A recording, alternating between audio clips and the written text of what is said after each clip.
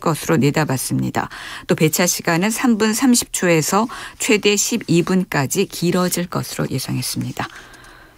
전국 대부분 지역에 한파특보가 발효된 가운데 한낮에도 기온이 크게 오르지 못하고 매서운 추위가 이어지고 있습니다. 충청과 호남, 제주도 산지에는 내일까지 1에서 5cm의 눈이 내리겠습니다. 이번 한파는 내일 아침 정점을 찍겠습니다. 내일 아침 기온은 서울이 영하 9도 등 전국이 영하 14도에서 영하 1도로 오늘보다 2도에서 5도가량 낮겠습니다. KBS 제1라디오 5시 뉴스 아나운서 태경이었습니다. KBS.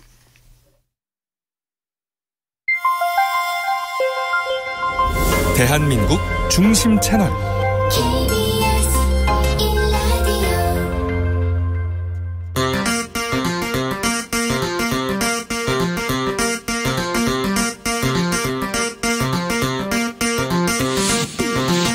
주진우 라이브.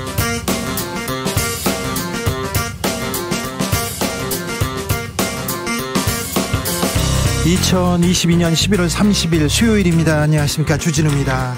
4차 산업혁명의 핵심은 디지털 대전환이다. 박영선 전 중소벤처기업부 장관, 국가 미래 먹거리 얘기하면서 계속 얘기하고 있는데요.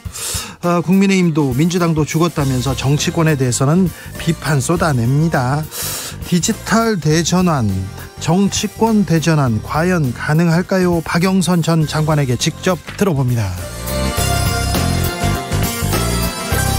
이번엔 김건희 여사 숟가락 얹기 의혹 제기됐습니다. 화물연대 파업은 장기화되고 있는데 윤 대통령 업무 개시 명령 내렸고요. 더불어민주당은 이상민 장관에 대한 해임 건의안 발의했습니다. 한 달 넘었습니다. 이태원 참사 국정조사는 어떻게 되는 건가요? 정치 현안들 공동혁신구역에서 짚어봅니다. 카타르 월드컵 아직 끝나지 않았습니다. 아직 축제를, 응원을 끝내기에는 이릅니다. 그런데요, 어떤 음식과 함께 월드컵 함께하고 있습니까? 치킨 업계 웃고 있다는 얘기는 들었는데요. 튀긴 음식은 왜 항상 맛있는지, 신발도 튀기면 맛있다면서요. 왜 튀김을 먹어야 되는지 과학적으로 한번 고찰해 보겠습니다. 그리고 뺏어 먹는 거 있잖아요. 라면 한 입 뺏어 먹을 때 제일 맛있지 않습니까? 그 이유도 과학적으로 설명할 수 있다는데 잠시 후에 엑소 과학 커뮤니케이터에게 들어봅니다. 나비처럼 날아 벌처럼 쏜다. 여기는 주진우 라이브입니다.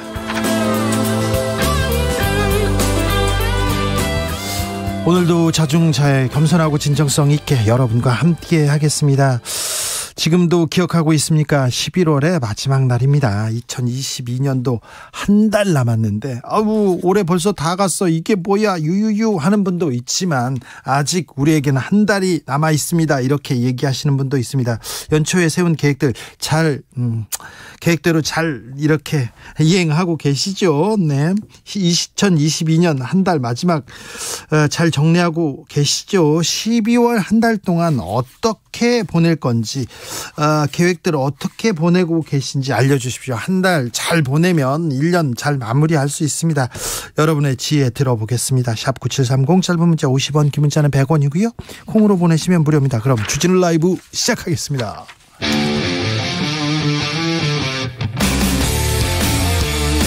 탐사보도 외길 인생 20년. 주 기자가 제일 싫어하는 것은?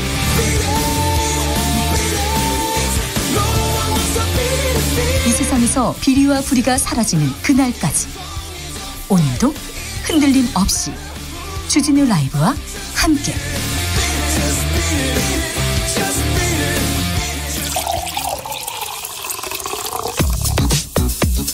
진짜 중요한 뉴스만 쭉 뽑아냈습니다. 주스 정상근 기자, 어서 오세요. 네, 안녕하십니까. 이태원 참사 때 119에 신고했던 사람 2명이 사망한 것으로 확인됐습니다. 네, 이태원 참사를 수사 중인 경찰청 특별수사본부에 따르면 이 참사 당일인 지난달 29일 오후 10시 42분 그리고 11시 1분에 각각 119에 신고했던 시민 2명이 사망한 것으로 확인됐습니다. 당시 119에 도움을 요청하는 신고가 총 100건 접수가 됐는데요. 이 중에 2명의 희생자가 나온 것입니다. 그때 그 신고에 조금만 제대로 대응했더라면, 들여다보기라도 했다면, 이태원 파출소에서 사고 현장까지 걸어가면, 빨리 가면 30초면 갑니다. 그런데 들여만 봤으면, 아이고. 네, 그런데 이 특수부는 소방당국에 대한 비판을 했습니다. 네. 사고가 발생한 오후 10시 15분 이후 구조활동이 제대로 됐어야 된다는 것이다 라면서 소방당국이 참사 당일 적절한 구호 조치를 했다면 인명피해를 줄일 수 있었다는 기존 입장을 되풀이했습니다. 자, 경찰청 특수본 이 문제를 계속해서 열심히 수사하고 있는데요. 소방서 쪽으로 조금 집중하고 있다, 이런 생각 듭니다. 민주당에서는 이상민 장관 해임 건의안 발의하기로 했어요. 네, 이상민 장관에 대한 그 책임을 묻는 차원에서 민주당이 장관 해임 건의안을 국회에 발의하기로 했습니다. 앞서 어제 의원총회를 열었었는데요. 이 자리에서 일부 의원들이 해임 건의가 아닌 이 탄핵 소추안을 발의해야 한다, 이렇게 주장을 했었고, 바로 탄핵으로 가자. 네, 이에 대한 논의 끝에 결정을 원내 지도부에 일임하기로 한 바 있습니다. 그리고 오늘 박홍근 원내대표는 기자들과 만나서 이상민 장관의 실책이 명백하다라며 이 결자해지 측면에서 마지막 기회를 주겠다는 것이다라고 말했고요. 이상민 장관이 사퇴하지 않거나 윤석열 대통령이 거부한다면 탄핵 소추안을 발의해 처리키로 했습니다. 이상민 장관 해임한다고 국민의힘에서는 그럼 국정조사할 필요도 없다, 이유 없다, 이렇게 얘기합니다. 네, 국민의힘 정진석 비상대책위원장은 오늘 기자들과 만나서 민주당이 마카파식 자기 모순 정치라고 비판했습니다. 정진석 위원장은 국정조사 대상인 장관을 조사 개시도 하기 전에 해임하겠다는 것이다라면서 공갈 협박도 아니고 국회를 정쟁의 도가니로 몰아가고 있다라고 비판했습니다. 참사 한 달 지났는데 원인이 뭔지, 그리고 앞으로 이런 일이 되풀이되지 않게 해서 뭘 할 것인지 아무런 얘기도, 아무런 대책도 세우지 못했습니다. 이게 정치의 역할인데 정치는 어디가 있는지 한번 다시 생각해보게 합니다. 국토부가 화물차 기사 350명에게 업무 개시 명령 내렸습니다. 네, 국토교통부는 업무 개시 명령을 집행하기 위해 개별 화물차주 350명에게 업무 개시 명령서를 송달했다라고 밝혔습니다. 시멘트 운송업 화물차주가 2,500여 명 정도로 알려져 있는데요. 이 현장 조사를 거쳐 확인된 화물차주들이 이 정도 규모로 전해졌습니다. 정부는 화물연대에 대한 압박 이어가고 있어요. 네, 원희룡 국토교통부 장관은 오늘 기자들과 만나서 시멘트 외의 다른 분야에 대해서도 추가 운송 개시 명령을 발동할 수 있다라고 밝혔습니다. 원희룡 장관은 정유, 철강, 컨테이너 부분에서 하루가 다르게 재고가 떨어지고 국가 경제 전반의 위기 지수가 올라갈 것이다라고 했고요. 업무 개시 명령의 효과로 시멘트 물량은 점차 회복되고 있다라고 진단했습니다. 화물연대 측은 더 이상 물러날 곳이 없다, 이렇게 업무 개시 명령 거부했다고요? 네, 오늘 협상도 40분 만에 결렬이 됐는데요. 이 화물연대 시멘트 화물 노동자들은 업무 개시 명령은 반헌법적이라며 거부한다라고 공식적으로 발표했습니다. 아울러 화물연대 측은 업무 개시 명령에 대한 가처분 신청을 검토 중인 것으로 전해졌습니다. 화물연대뿐만이 아닙니다. 여기저기에서 좀 우는 소리는 계속됩니다. 서울교통공사 노조도 오늘 총파업 돌입했어요. 네, 서울교통공사 노동조합이 오늘 오전 11시 서울시청에서 출정식을 열고 총파업을 공식 선언했습니다.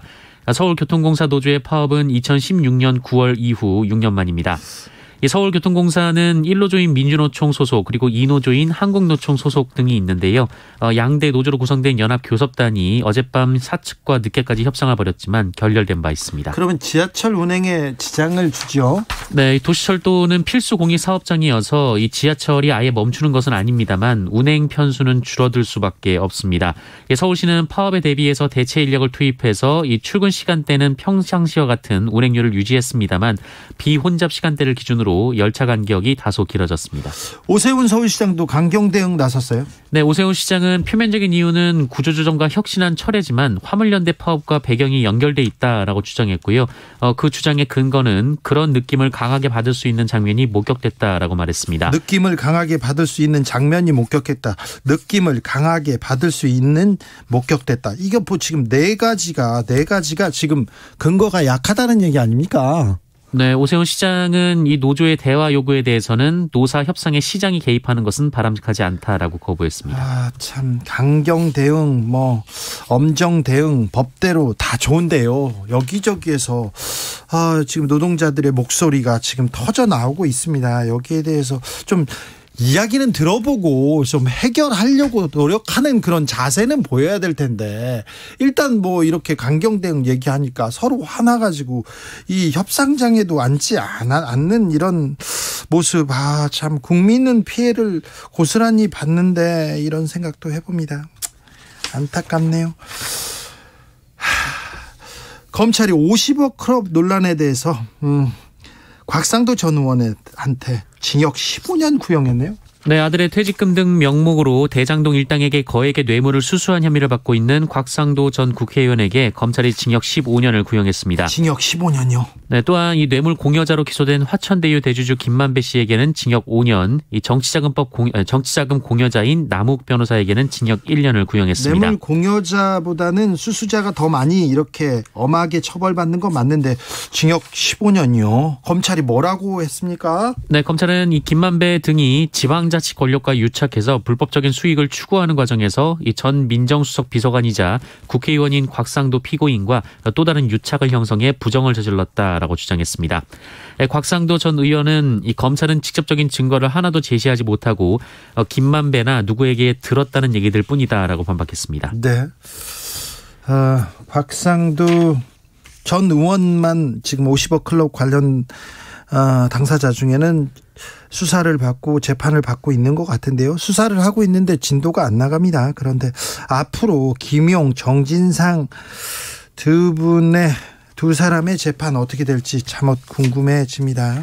한동훈 장관을 독직 폭행한 혐의로 기소된 정진웅 검사 무죄를 선고받았네요. 네, 한동훈 법무부 장관이 법무연수원에서 근무하던 시절 이 검언유착 의혹에 대한 압수수색을 하는 과정에서 한동훈 장관을 폭행한 혐의로 기소된 정진웅 법무연수원 연구위원에게 무죄가 확정됐습니다. 대법원 일부는 오늘 검찰의 상고를 기각했는데요. 1심은 정진웅 의원이 한동훈 장관을 폭행했다고 인정해서 징역 4개월에 집행유예 1년, 자격정지 1년을 선고했습니다만 2심은 폭행의 고의가 없었다라는 주장을 받아들였습니다. 무죄가 선고됐습니다. 헬기 진압에 저항한 쌍용 자동차 노조 기억하시죠? 경찰 특공대가 이 옥상으로 이렇게 와서 이렇게 진압에 나섰는데 그때 진압에 대해서 노동자들이 그 쇠파이프를 들고 나서기도 했습니다. 그런데 노동자들의 행위는 정당하다는 대법원 판결이 나왔습니다. 네, 쌍용차 노동자들은 지난 2009년 평택 공장에서 77일간 파업 농성을 벌였는데요. 이 사측이 공장 진입을 시도하면서 물리적으로 충돌했고 네. 결국 경찰이 헬기와 기중기를 동원해 진압 작전에 나선 바 있습니다. 이 진압작전에 농성 노동자들이 저항을 했었는데 이 과정에서 경찰관들이 다치고 장비가 파손된 일이 있었습니다. 그러자 국가가 이 노동자들을 대상으로 손해배상 소송을 제기를 했었습니다. 그렇죠. 그리고 1심과 2심은 국가의 손을 들어줘서요. 1심은 13억여 원, 2심은 11억여 원을 배상액으로 정했습니다. 하지만 대법원은 집회 시위가 불법이라고 해도 경찰의 과잉 진압을 정당화할 수 없고 여기에 저항한 행위는 정당방위에 해당할 수 있다라고 봤습니다. 특히 경찰이 헬기로 최루액을 분사하거나 하강풍을 옥상 노동자들에게 직접적으로 쏜 것은 위법일 수 있다라고 봤습니다. 네. 그 당시에 헬기가 이렇게 진압을 위해서 진입했는데요. 헬기가 조금 파손됐습니다. 다쳤어요. 가다가 그 다친 비용을 노동자들한테 물어달라고 이렇게 배상 청구를 했습니다. 그 당시에 많은 노동자들이 잡혀서 감옥 갔습니다. 감옥 갔는데 경찰들 다치거나 경찰 장비 다친 부분 그것도 배상하라고 이렇게 소송을 냈죠. 이명박 정부 때 일인데요. 용산 참사 그리고 쌍용 자동차들 이렇게 진압 당시에 있었던 일, 공권력의 투입 이런 거 지금 다 기억에 나는데 지금 노조들이 총파업에 나선다고 하고 강경 대응한다고 해서 그때 분위기가 고스란히 이어지고 있는 거 아닌가 그래서 좀 걱정됩니다. 코로나 상황 어떻습니까? 네, 오늘 코로나19 신규 확진자 수는 67,415명이 나왔습니다. 어제보다 4천여 명 정도 감소했고요. 지난주 수요일에 비해서도 3천여 명 줄었습니다.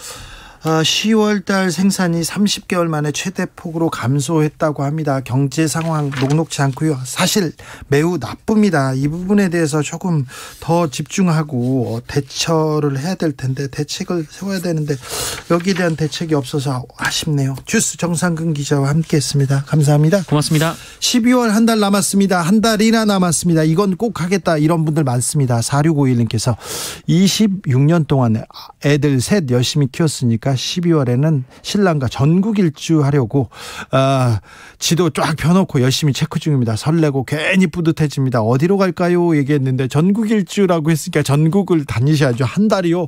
와, 대단한 계획인데 추억이 될 것 같습니다. 부럽습니다. 훌륭한 계획 같습니다. 1404님, 올해는요 코로나 2번 걸려가지고 아주 힘들었어요. 남은 한 달은요 짜증 부린, 올 한 해 짜증 부려가지고 힘들게 한 가족에게 잘해주려고 합니다. 네, 가족과 행복한 시간 되시기 바랍니다. 박상우님, 저는 다이어트 성공을 위해서 굳게 맘먹고 어제 양념치킨 한 마리 맛나게 먹고 손가락에 묻은 양념 안 먹고 손 씻었습니다. 잘했죠? 칭찬해주세요. 손에 묻은 양념을 안 먹었다는 것은 다이어트에 완벽한 의지가 있다는 거, 다이어트 성공할 수 있다는 의지의 표명입니다. 굉장히 힘든 일인데 잘하셨습니다. 0798님, 올해 목표가 한 달에 한 권 책 읽기였습니다. 5권까지는 읽었는데 그만 5월에 유튜브를 알아버린 거예요. 그 이후로 책을 놔버렸어요. 내년에는 다시 한번 책 읽기 목표 세워보려고요. 12월에 일단 한 권 읽으시고요.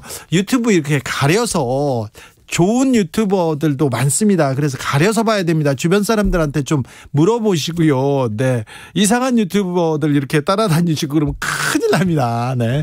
5318님, 14년 된 차로 군산에서 출퇴근하고 있습니다. 12월 한 달도 무사고로 잘 다니면 좋겠어요. 그런데요, 자동차를 오래 타는 거는 매우 훌륭하고 존경할 만한 일이지만 무사고인데 이거 걱정이야, 이렇게 생각하시면 꼭 이렇게 정비소 가보시고요. 14년 타셨으면 이별을 할 수도 있습니다. 그런 생각도 좀 하시고, 안전운행, 안전이 더 중요하다는 거 제가 말씀드립니다. 224님, 저는요 작년 12월부터 걷기 운동해가지고 12월 되면 딱 1년 합니다. 12월도 열심히 걷기 해가지고 올해 계획 실천 마무리할 겁니다. 훌륭하십니다.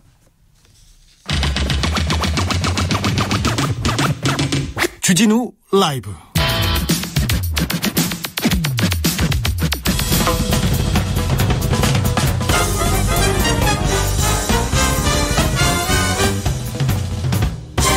훅 인터뷰.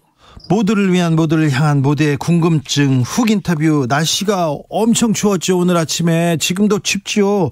12월 하순에 이례적으로 한파경보도 내려졌습니다.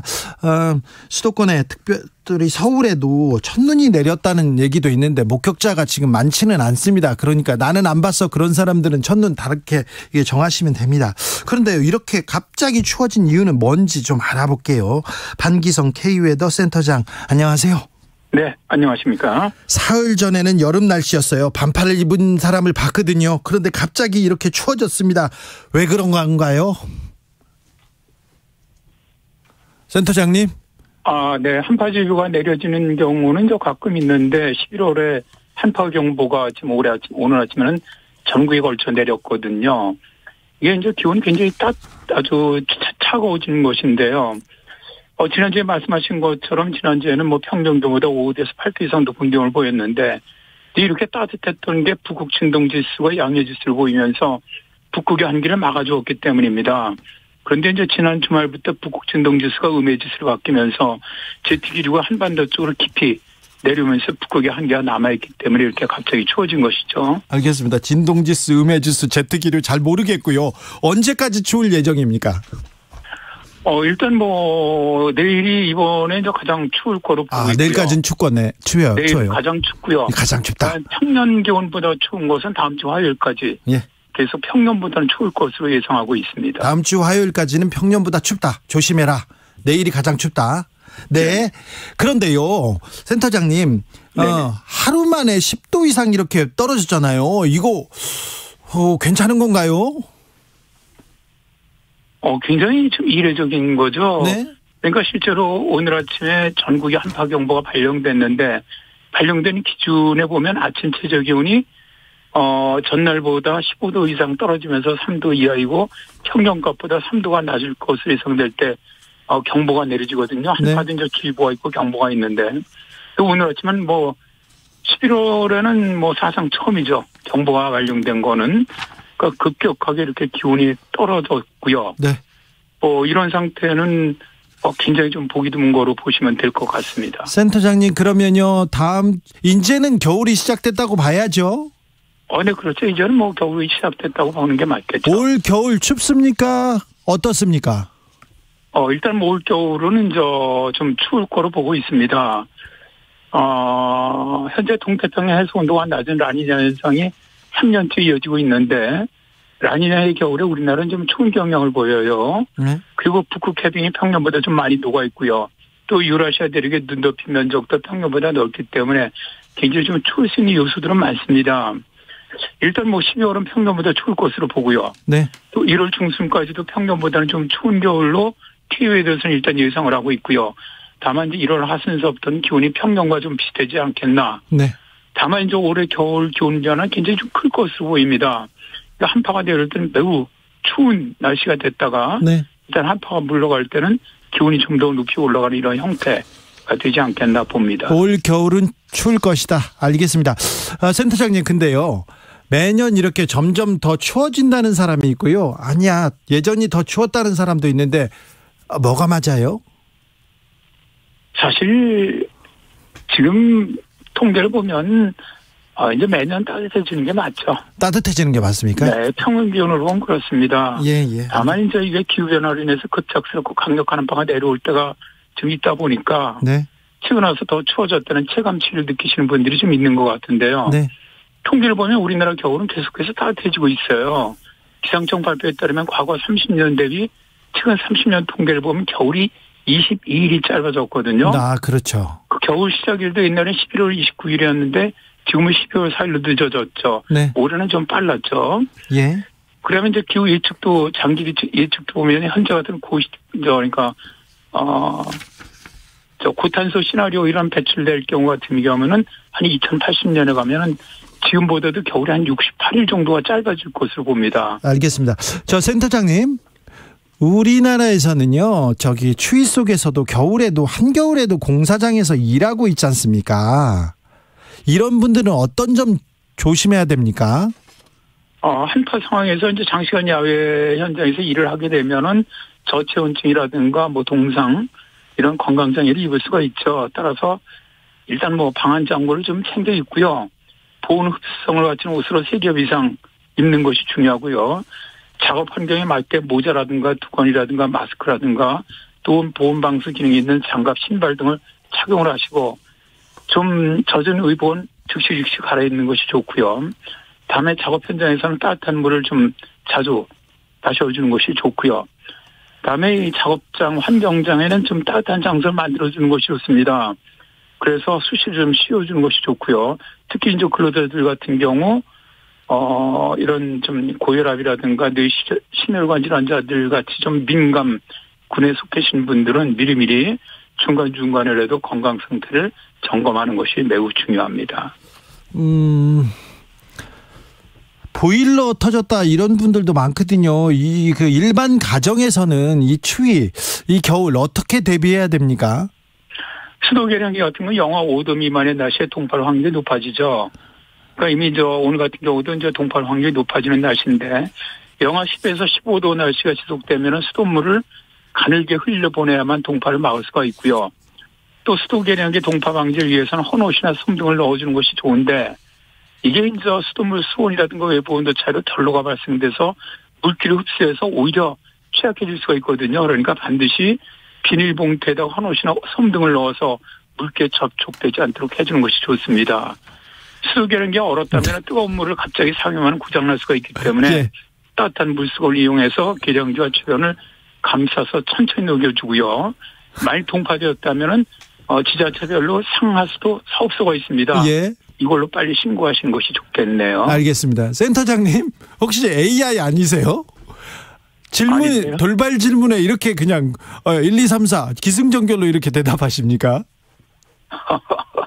워낙 뭐 앵커님이 잘하시니까 거기 따라가야죠. 아니 무슨 또 대답을 너무 잘하셔가지고 4790님 70년도에는요 서울에서 길 가면서 담배를 피면요 필터가 얼었습니다. 한강도 항상 얼었어요 이렇게 얘기했는데 70년대 80년대는 진짜 추웠죠.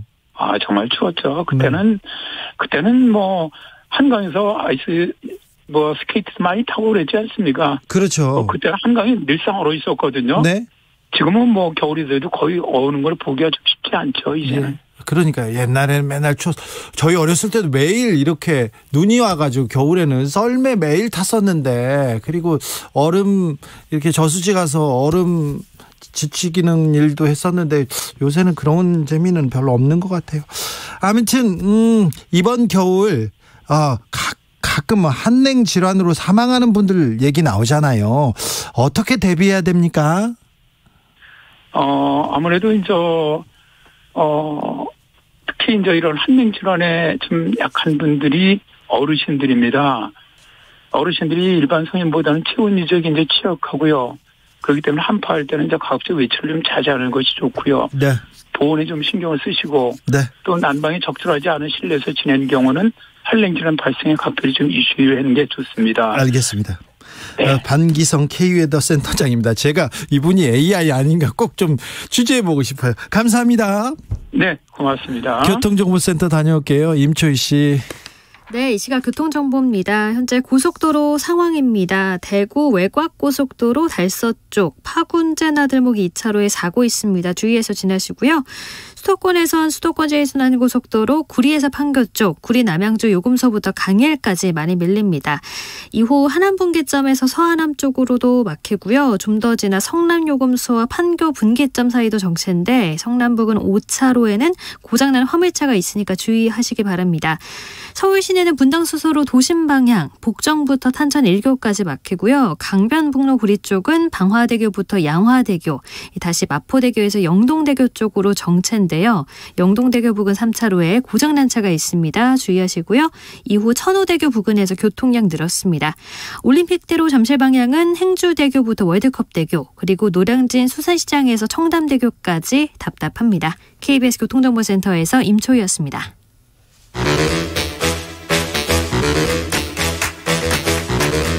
이것이 혁신이다. 여야를 내려놓고 관습을 떼버리고 혁신을 외쳐보겠습니다.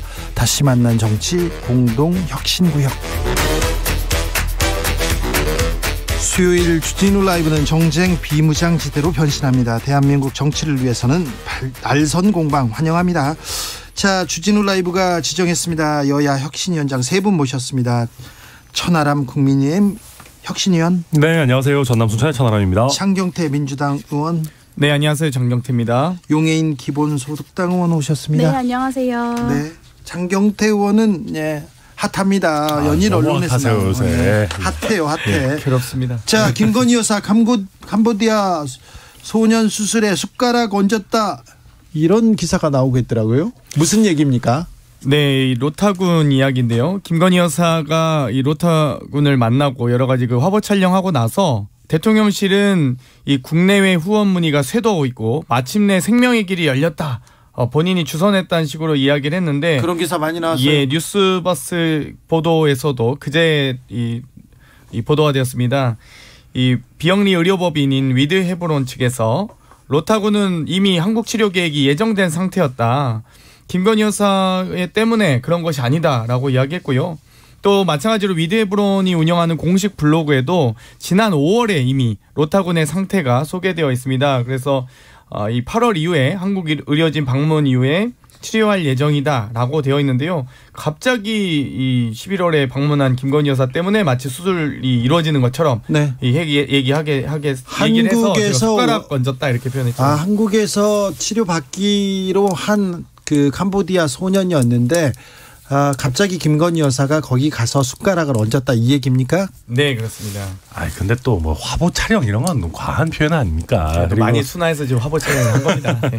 그리고 이제 우선 저는 김건희 여사 순방 이전에 수술이 확정돼 있었든지 여부와 관계없이 또 많은 관심 받고 거기에 대해서 추가적인 이런저런 도움의 손길이 오고 이렇다고 한다면 그게 나쁜 거라고 볼 수 있겠습니까? 순기능이 분명히 있는 것이고요.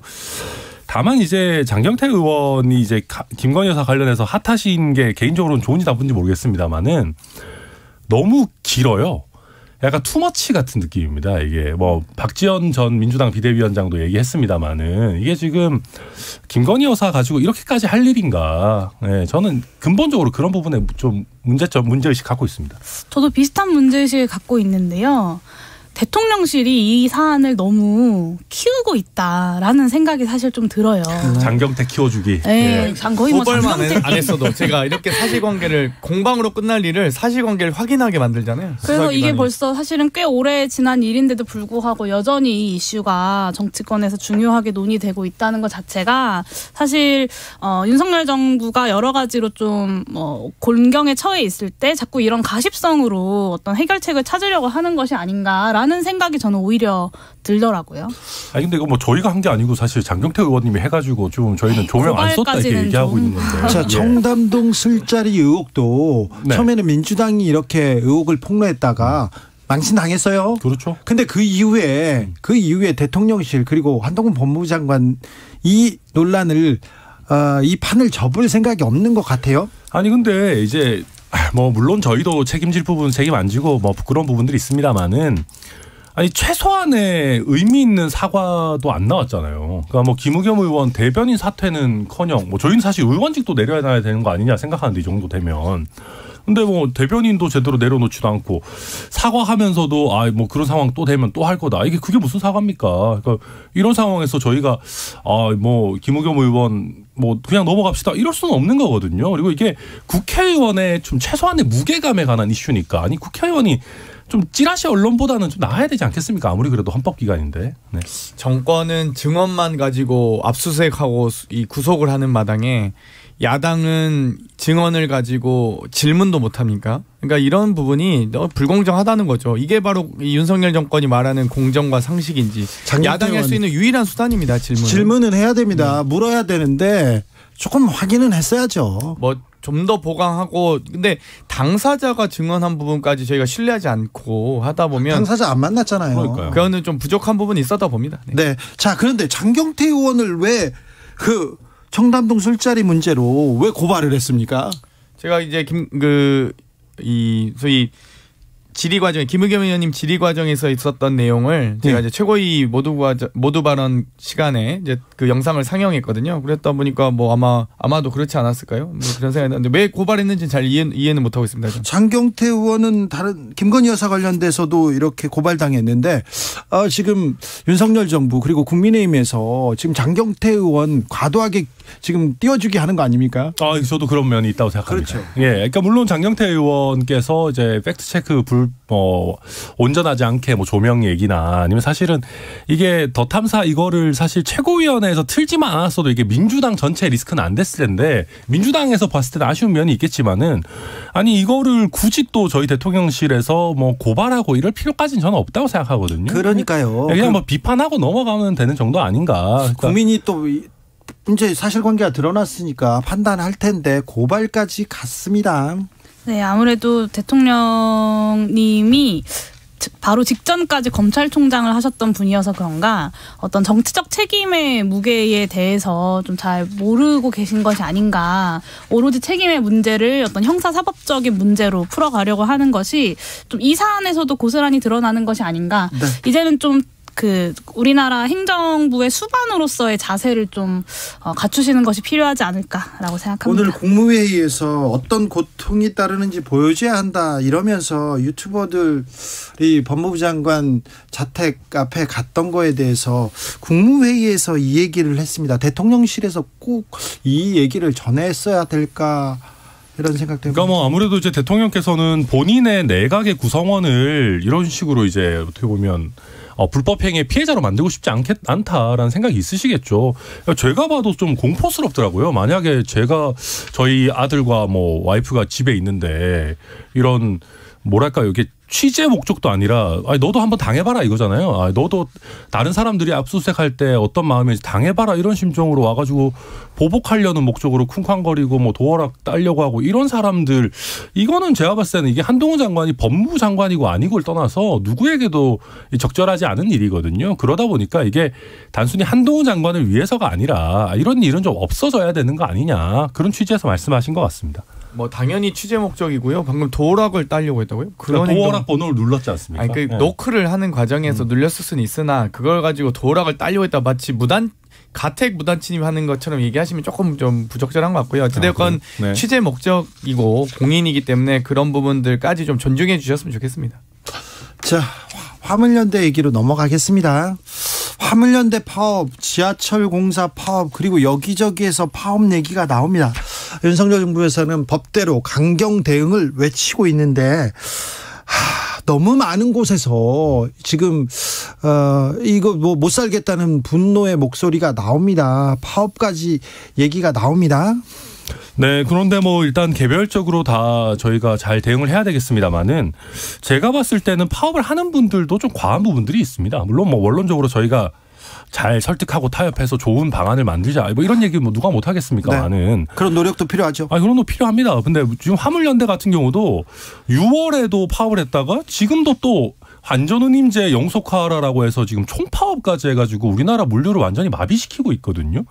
좀 과한 거 아닙니까? 그러니까 어느 정도 안전운임제에 대해서 우리가 연장해가면서 좀 뭔가 실효성이 있는지 검토하자. 아니 이 정도면 저는 충분히 합리적인 방안이라고 생각하는데, 이게 안전운임제라는 게 사실은 시장 가격과 상관없이 정부와 이런 사람들이 개입해가지고 가격을 결정하자는 건데, 이거 영속화하자는 얘기는요, 문재인 정부 때 문재인 정부나 민주당도 함부로 못했어요. 이게 사실은 이런 식으로 하기 시작하면 그럼 우리가 앞으로 택배 노동자들의 안전을 위해서 택배 가격도 다 정하고, 라이더들 우리 뭐 안전을 위해서 음식물 배달 가격도 그럼 우리가 공공에서 다 정할 겁니까?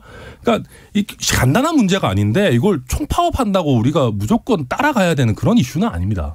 네, 근데 총파업까지 오게 된 이유를 좀 그 경과들을 좀 살펴볼 필요가 있다. 그러니까 지난 6월에 이미 한 차례 파업을 이제 이야기하면서 정부와 이야기한 바가 있습니다. 뭐 일몰 연장뿐만 아니라 이 품목의 확대까지 정부가 당시에 뭐 진지하게 논의하겠다라고 했기 때문에 사실은 화물 노동자들도 어느 정도 정부의 말을 믿고 기대를 하면서 당시에 이제 파업을 접었던 것인데, 사실 한 반년 정도 가까이 지나는 시간 동안 제대로 전혀 논의된 바가 없다라는 것이 이렇게 파업까지 하게 된 이유다라는 생각이 들고요. 저는 화물 노동자들도 이렇게 추운 겨울날에 누가 이렇게 막 파업을 하고 싶어서 하는 사람이 어디 있겠습니까? 사실 고유가 고물가 시대에 가장 직격탄을 받은 사람들이 화물 노동자들이기 때문이고, 제가 조사해 봤을 때는 안전운임제 시행 전인 2019년 경유값에서 지금 2022년 9월 말까지를 따지면 경유값이 한 55% 정도가 인상되었습니다. 그러니까 이 화물 노동자들의 요구가 너무 무리한 요구가 아니라 정말로 생존을 위해 꼭 필요한 요구이고, 어렵죠. 네, 정부가 이에 대해서 책임 있게 논의해야 된다라는 이야기입니다. 저는 하루 먹고 정말 하루 일하고 하루 사는 이런 정말 분들 정말 보호해야 된다고 보는데요. 어찌됐건 정부가 6월에 안전운임제 연장과 또 품목 확대 등을 약속했습니다. 그런데 그 약속을 지키겠다고 하면서 9월에 업무 보고하고 끝난 거거든요. 그렇기 때문에 약속을 안 지킨 정부에 대해서 이 약속을 지켜달라고 하는 거고요. 지금 말씀하셨듯이 지금 팬데믹 비대면 사회에서 화물, 택배 물량 급증했습니다. 그러면 모두가 다 노동자들, 화물 노동자들이 다 열심히 고생해야 될 몫인가요? 그건 아니죠. 정부가 좀 노력하셨으면 좋겠습니다. 속보 말씀드립니다. 장점인 전 중국 국가주석 사망하셨습니다. 향년 96세입니다. 네, 요즘은 건강이 안 좋아서 거동하지 못했던 것으로 알려졌는데, 장점인 전 중국 국가주석 사망했다는 얘기 전합니다. 그런데요, 이 화물연대 파업에 대해서 대통령과 정부 업무 개시 명령 처음으로 발동했습니다. 그랬더니 화물연대는 또 계엄령이다, 강력 투쟁하겠다, 이렇게 얘기 나오는데, 서울 지하철 파업에 대해서도 오세훈 시장 강경하게 정치 파업이라면서 강경 대응하겠다고 이렇게 합니다. 그런데 강대강으로만 가면 피해는 국민들이 고스란히 봅니다. 이 어찌 해결해야 되는지 뭐부터 해결해야 될까요? 저는 노동조합에서 그 화물연대에서도 좀 그 협상 테이블에 들어오시고 아니 뭐 어느 정도 부분 파업이라든지 뭔가 좀 서로 타협점을 찾아가면서 해야지 전체 지금 뭐 물류랑을 이렇게 다 이렇게 마비시키면서 뭐 정부가 협상에 응하지 않는다. 아니 정부 입장에서는 지금 이런 상황이면 하루하루 경제적인 손실이 어마어마하기 때문에 거기서 피해받는 우리 정말 소상공인 서민분들이나 우리 산업계의 정말 많은 분들을 보호 안 할 수가 없습니다. 그래서 조금 모두 다 좀 차분한 상황에서 좀 논의를 했으면 좋겠다는 생각이고요. 그러니까 지하철 노조 같은 경우도 그런 겁니다.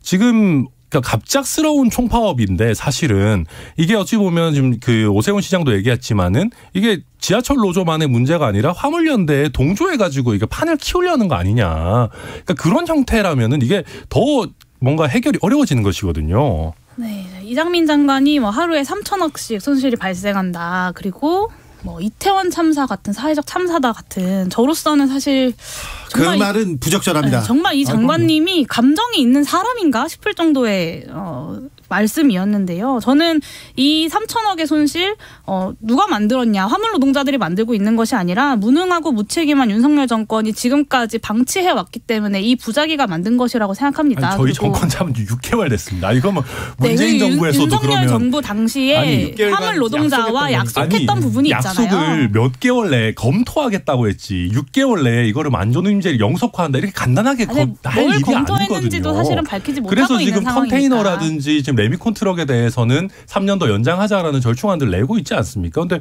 이거에 대해서 민주당도 안전운임제 영속화하자라는 걸 단정하지 못했어요. 지금까지. 그러니까 그만큼 복잡한 문제인 겁니다. 근데 6월에 약속을 하셨잖아요. 그건 인정하시죠? 안전운임제 연장과 품목 확대에 대해서 그러면 오케이 논의를 네. 하셨어요? 6개월 동안 한 번이라도 하셨어요? 아니 화물연대 안 하셨죠. 솔직히 국토부 6개월간 저는 대안을 마련하라는 게 아니라요. 내부적으로 보고도 하고. 들어보세요. 네. 제가 국토위였으니까 6개월간 단 한 번도 대화조차 없었습니다. 그리고 지금 팬데믹 상황에서 엄청나게 물량이 급증했고 지난 10년간 사망 교통사고의 65%가 화물차 사고입니다. 그리고 지금 더 심각한 상황이고요. 방금 서울교통공사 얘기도 하셨는데 지난 9월에 작년에도 오세훈 시장이 이 강제 구조조정 하지 않겠다. 인력 증원하겠다.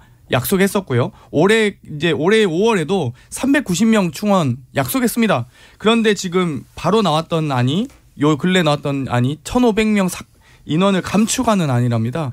그럼 이거를 오히려 증원하겠다 했다 감축하는 이건 뭡니까? 약속의 문제가 아니죠. 이거 더 큰 문제죠. 아니 근데 지금 일단 이런저런 상황 봐야겠지만은요. 지금 안전운임제 하고 나가지고요. 말씀하신 화물차 사고 줄었습니까? 저희가 안전운임제 하면서 화물차 운송기사들이 운송할 수 있는 시간 제한을 두지 않았습니다. 예를 들면 운송시간을 줄이라고 하지 않았어요. 그 상황에서 운임 단가만 높아지다 보니까 오히려 이분들이 운임을 더 많이 벌기 위해서 운송시간을 무리하게 앞당겨서 사고가 늘어났다라는 주장들도 있는 거거든요.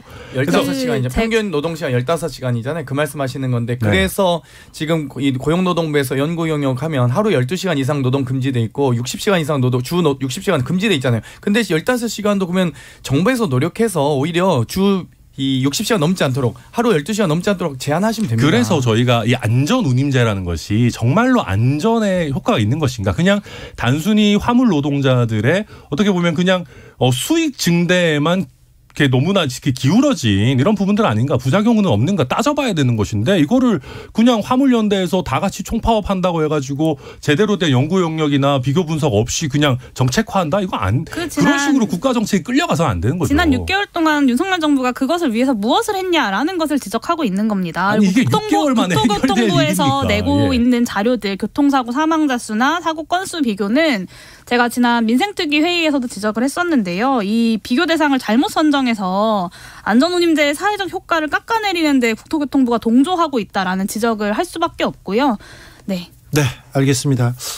그런데요, 이 장경태 전문 분야가 나오니까 네, 날카로운데요. 그런데 천하람의 반격도 만만치 않습니다.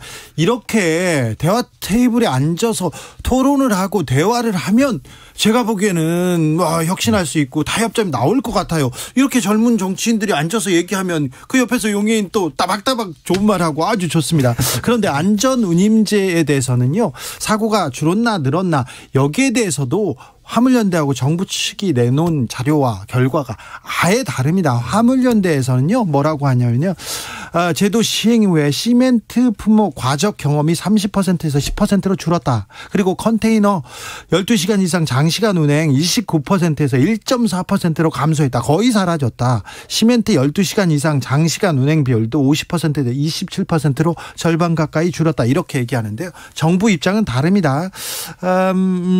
한국교통연구원 이렇게 비공개 자료에 따르면, 비공개 자료 아니죠, 공개했으니까, 안전운임제 적용 대상인 견인형 화물차 사망자는 최근 3년 새 42.9% 늘었다.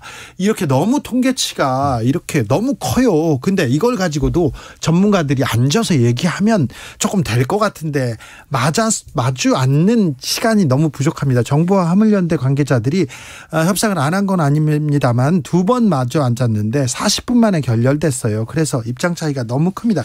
두 분 이렇게 앉아서 얘기하면 될 텐데. 그런데 네. 천하람 위원한테 좀 물어볼게요. 네. 이 화물연대 노동자들 차주들이다. 그래서 부자들이다. 노동자 아니고 귀족이다. 귀족노조다. 이렇게 이상민 장관이 귀족노조라고 얘기하던데 이 얘기는 어떤? 근데 저는 그런 식으로 모두를 다 일반화할 필요는 없다고 생각합니다. 왜냐하면 화물 차주분들 보면 매출은 많더라도 그 화물차들이 대체로 비싸거든요. 예. 그래서 이제 할부라든지 유류비라든지 이런 것들 고려하면 또 장기간 노동이라든지 또 집에도 잘 못 들어가세요. 그러니까 네. 그런 것들 비교했을 때 이게 과연 고임금이냐, 그런 부분들도 따져봐야 되는 것이거든요. 저는 땀 흘리는 귀족은 없다고 생각합니다. 그렇기 때문에 이분들이 정말 본인들이 12시간, 15시간 고생하셔서 막 300톤 넘게 실어 나르면서 고생하셔서 뭐 버시는 소득을 가지고 이게 고소득이다, 고임금이다, 귀족노조다, 이런 말씀하시면 안 되죠, 정말. 예, 대형 트레일러나 대형 화물차 운전하시는 분들 휴게소 저녁에 가보세요. 저 구석에서 맞아요. 뒤에서 쪼그리고 주무세요. 그렇죠. 그리고 나와서 씻고 계신 분들 있어요. 잠을 쫓느라고. 근데 그런 분들 얘기하면 네, 천하람 위원 얘기가 또 좀 설득력이 있습니다. 귀족노조 이런 얘기 좀 그만했으면 좋겠어요. 지금 귀족처럼 사는 노동자 한번 데려왔으면 좋겠는데 한 명도 안 데려오면서 이 얘기 계속합니다. 자, 그런데요. 파업은 빨리 끝내야 될 텐데 국정조사 얘기 좀 할게요. 국정조사 이게 한답니까? 안 한답니까? 어떻게 된답니까? 국정조사는 어찌되건 예산안 통과 이후에 직후에 실시되고요. 우리 또 국정조사 특위 우리 위원이 계시니까 용해인 위원께서. 근데 어찌되었건 지금 이상민 장관만큼은 정치적 책임을 지고 해임을 하셔야 대통령께서 좀 파면을 하셨으면 좋겠는데, 그래야 어찌되었건 민간인 신분으로 경찰 수사나 국정조사에 관여하지 않고 자유롭게 또 집중해서 성실하게 국정조사 진행되지 않겠습니까? 이 부분에서 빠른 좀 국민의힘이 결단을 내려주셨으면 좋겠습니다. 이상민 장관만큼은 책임을 져야 된다, 이렇게 생각하는 거죠? 저희가 한 명 책임 요구하는 거잖아요. 한 명. 근데 이제 저희가 봤을 때는 물론 뭐 저도 개인적으로 이상민 장관 사퇴해야 된다고 생각합니다만은 네, 뭐 처음부터 주장했죠. 근데 지금 보면은요, 약간 타이밍이 좀 생뚱맞아요. 그러니까 무슨 말이냐면 해임 건의안 같은 것도 낼 거였으면은 이상민 장관 책임론 대두되고 바로 냈었어야 됩니다. 근데 이게 뭐 나름대로 페어플레이 해보자, 우리 같이 한번 국정조사 잘해보자라고 악수하고 나서 어찌 보면 바로 또 이렇게 공격으로 전환하는 거거든요. 이렇게 되면은 국민의힘 입장에서도 강경파가 득세할 수밖에 없습니다. 이게 저희도 나름대로 주호영 원내대표가 정치력 발휘해가지고 강경파들 좀 달래가지고 지금 국정조사 이렇게 들어오게 됐는데, 또 왜 시작하기도 전에 뭐 해임하라고 하냐, 이런 식이 되니까 저도 민주당에서 이 타이밍에 꼭 저걸 했었어야 됐냐 아쉬움이 있습니다. 주호영 원내대표, 국정조사가 시작되기도 전에 이상민 장관 파면 요구하면 이거 국정조사 할 이유 없다 이렇게 얘기하는데, 용해인 의원? 네, 해임하고 나서 전 장관을 증인으로 채택해서 국정조사에서 조사하면 됩니다.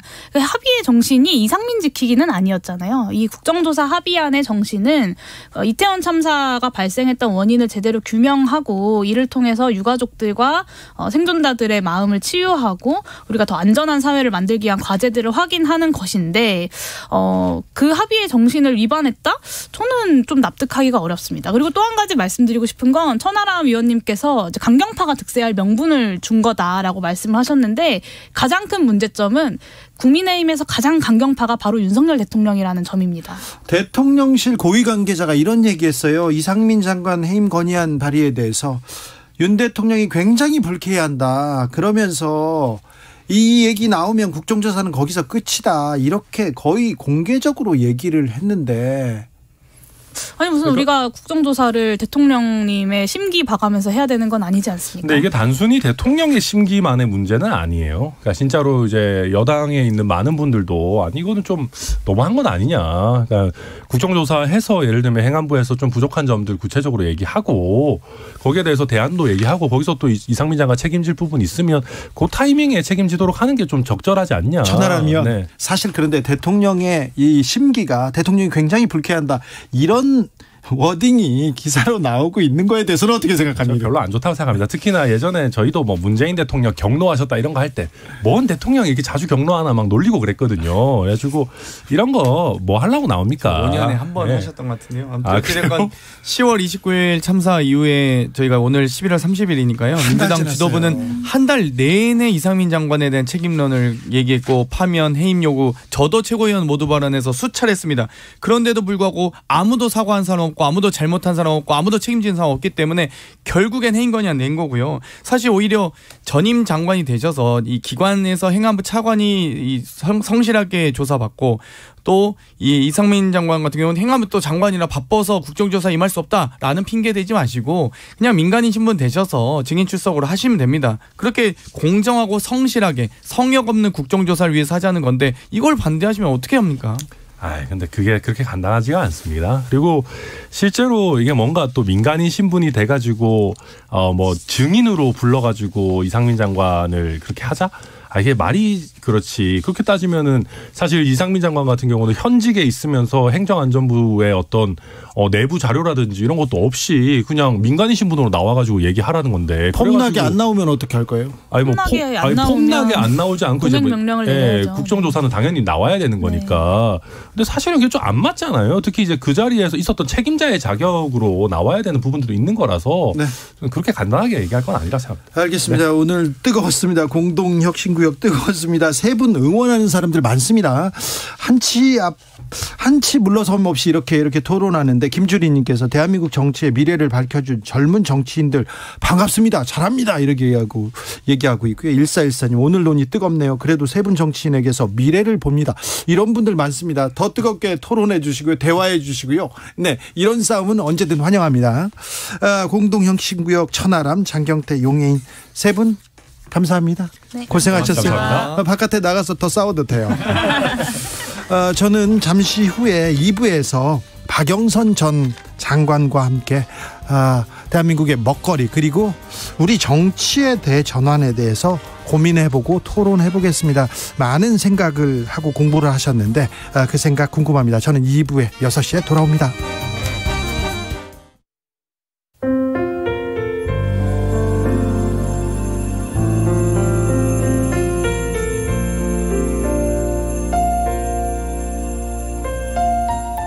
KBS 라디오 연중기획 희망충전 대한민국 510번째 이야기. 안녕하세요. 아나운서 이현주입니다. 초등학교 3학년 오성이는 생후 100일에 갑작스레 할머니 댁에 맡겨졌습니다. 그 후로 아빠와 엄마는 한 번도 얼굴을 내비치지 않았는데요. 할머니는 행여나 손자 얼굴에 그늘이 생길까봐 항상 노심초사하며 살았습니다. 다행히 오성이는 언제나 밝은 모습으로 주변 사람들을 웃게 만듭니다. 얼마 전에는 미술대회에서 상을 받아오기도 했는데요. 할머니는 기쁘면서도 내심 속이 상합니다. 좋아하는 그림을 더 잘 그릴 수 있게 미술학원에 보내주고 싶지만 지금의 형편으론 그럴 수 없기 때문입니다. 괜찮다고 웃어 보이는 오성이를 보면서 마음이 더 아픈 할머니. 오성이와 할머니가 희망을 잃지 않도록 여러분이 따뜻한 마음을 전해주세요. 여러분의 따뜻한 손길이 희망의 빛이 됩니다. ARS 060-700-1580 060-700-1580 한 통화 3,000원으로 희망을 선물해주세요. KBS 라디오 연중기획 희망충전 대한민국은 초록우산 어린이재단, 인탑스 주식회사, 그리고 청취자 여러분과 함께합니다. ARS 060-700-1580 한 통화 3,000원입니다.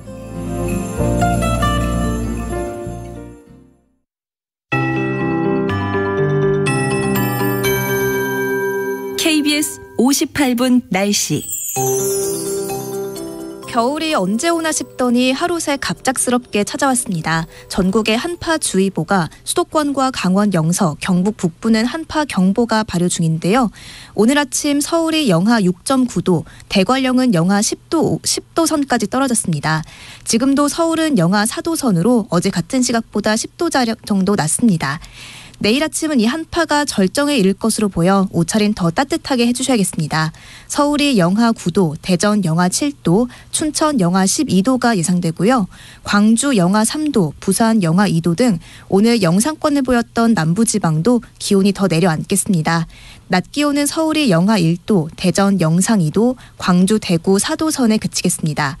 주말엔 기온이 좀 오르지만 중부지방은 아침에 영하권 추위가 이어지겠습니다. 섬 지역엔 지금도 강풍주의보가 발효 중이고요. 해상의 풍랑특보는 먼바다를 중심으로 이어지고 있습니다. 또 충남, 전라 서해안으로 눈이 살짝 내린 곳이 있는데 모레 아침까지 제주 산지에 최대 7cm 이상, 전라, 충남, 서해안, 울릉도, 독도에 1에서 5cm의 눈이 오는 곳이 있겠습니다. 한편 서울과 경기 내륙, 동해안, 동쪽 산간으로는 건조주의보가 내려져 있습니다. 지금 서울의 기온은 영하 4.7도입니다. 박다효입니다.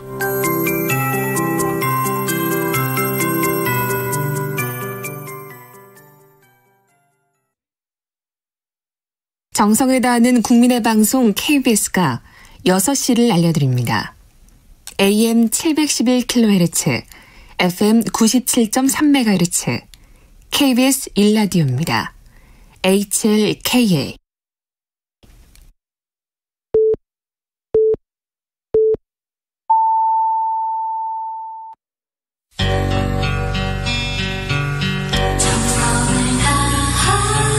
정성을 다하는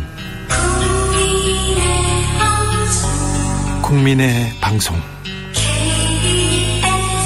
KBS 주진우 라이브. 그냥 그렇다고요. 이 시각 라디오 정보센터 뉴스입니다. 더불어민주당이 이태원 참사 책임을 묻겠다며 이상민 행안부 장관에 대한 해임 건의안을 발의했습니다. 국민의힘은 국정조사 시작 전에 이 장관 파면부터 요구하면 국정조사를 할 이유가 없다고 반발했습니다. 안전운임제 영구화 등을 요구하는 화물연대의 총파업이 7일째 이어진 가운데 정부와 화물연대의 두 번째 협상이 40분 만에 결렬됐습니다. 김은혜 대통령실 홍보수석은 정부는 윤석열 대통령 지시로 다양한 옵션을 검토 중이라고 밝혔습니다. 정리해고에 맞서 장기 파업을 벌인 쌍용자동차 노동자들에 대해 경찰에 수십억 원대 배상금을 물어주라고 한 하급심 판결을 대법원이 파기환송했습니다. 집회 시위가 불법이라 해도 경찰의 과잉 진압을 정당화할 수는 없고 여기에 저항한 행위가 정당방위에 해당할 수 있다는 취지입니다. 고위공직자범죄수사처가 고 김홍영 검사 폭행 사건 봐주기 의혹과 최모 검사 불법 체포 의혹으로 각각 고발된 김수남 전 검찰총장과 문무일 전 검찰총장 등을 혐의 없음으로 불기소 처분했습니다. 두 사건을 고발한 이문정 대구지검 중요경제범죄조사단 부장검사는 한심한 마음에 혀를 찬다면서 재정 신청 절차를 시작했다고 밝혔습니다. 2020년 7월 법무연수원 연구위원이던 한동훈 법무부 장관을 압수수색 과정에서 폭행한 혐의로 재판에 넘겨진 정진웅 당시 부장검사가 대법원에서 무죄를 확정받았습니다. 지금까지 라디오 정보센터 조진주였습니다.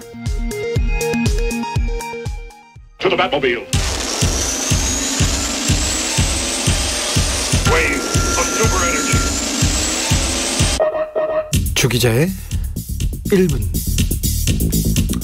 어떤 고통이 따르는지 보여줘야 하지 않느냐?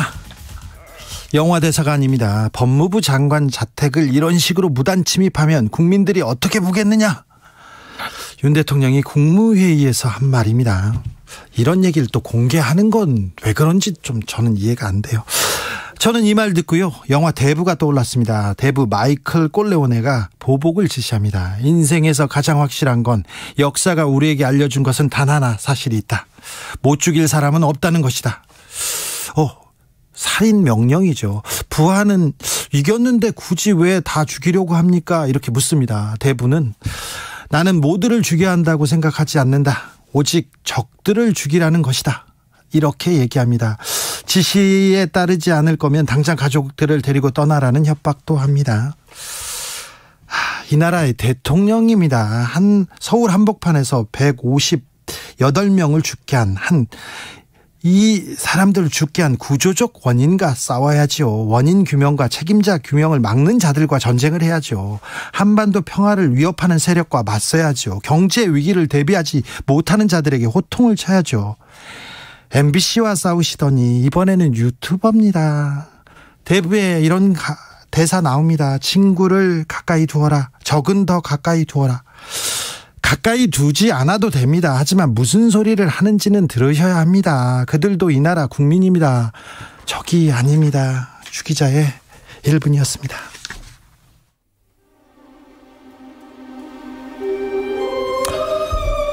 더 작은 소리로 말해요. 바를라 비유 피아노. 폴포츠의 목소리로 듣겠습니다. 대부의 수록곡이죠.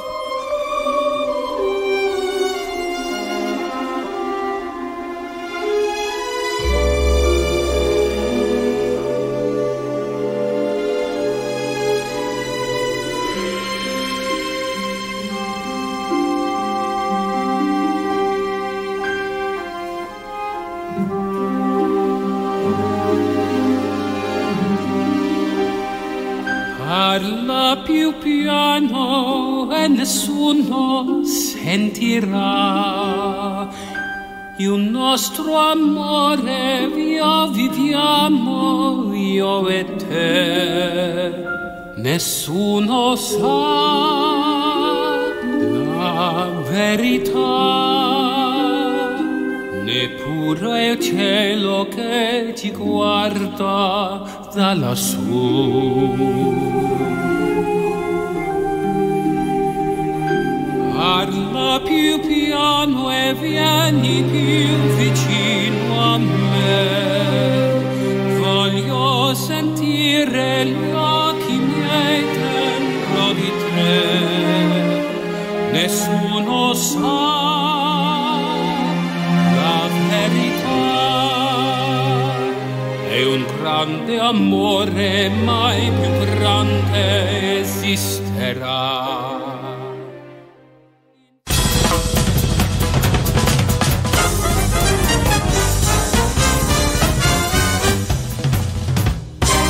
훅 인터뷰. 훅 인터뷰 이어갑니다. 문제는 경제다. 미래에 뭘 할 건지 정치가 조금 알려줘야 된다. 4차 산업혁명의 핵심은 디지털 대전환이다. 이렇게 몇 년째 지금 외치고 다니는 분이 있습니다. 국가의 미래 먹거리를 위해서 오랫동안 고민하고 공부하시는 분인데요. 4선 국회의원 했었죠. 박영선 전 중소벤처기업부 장관 모셨습니다. 안녕하세요. 네, 안녕하세요. 잘 계셨어요? 네, 잘 있었습니다. 네.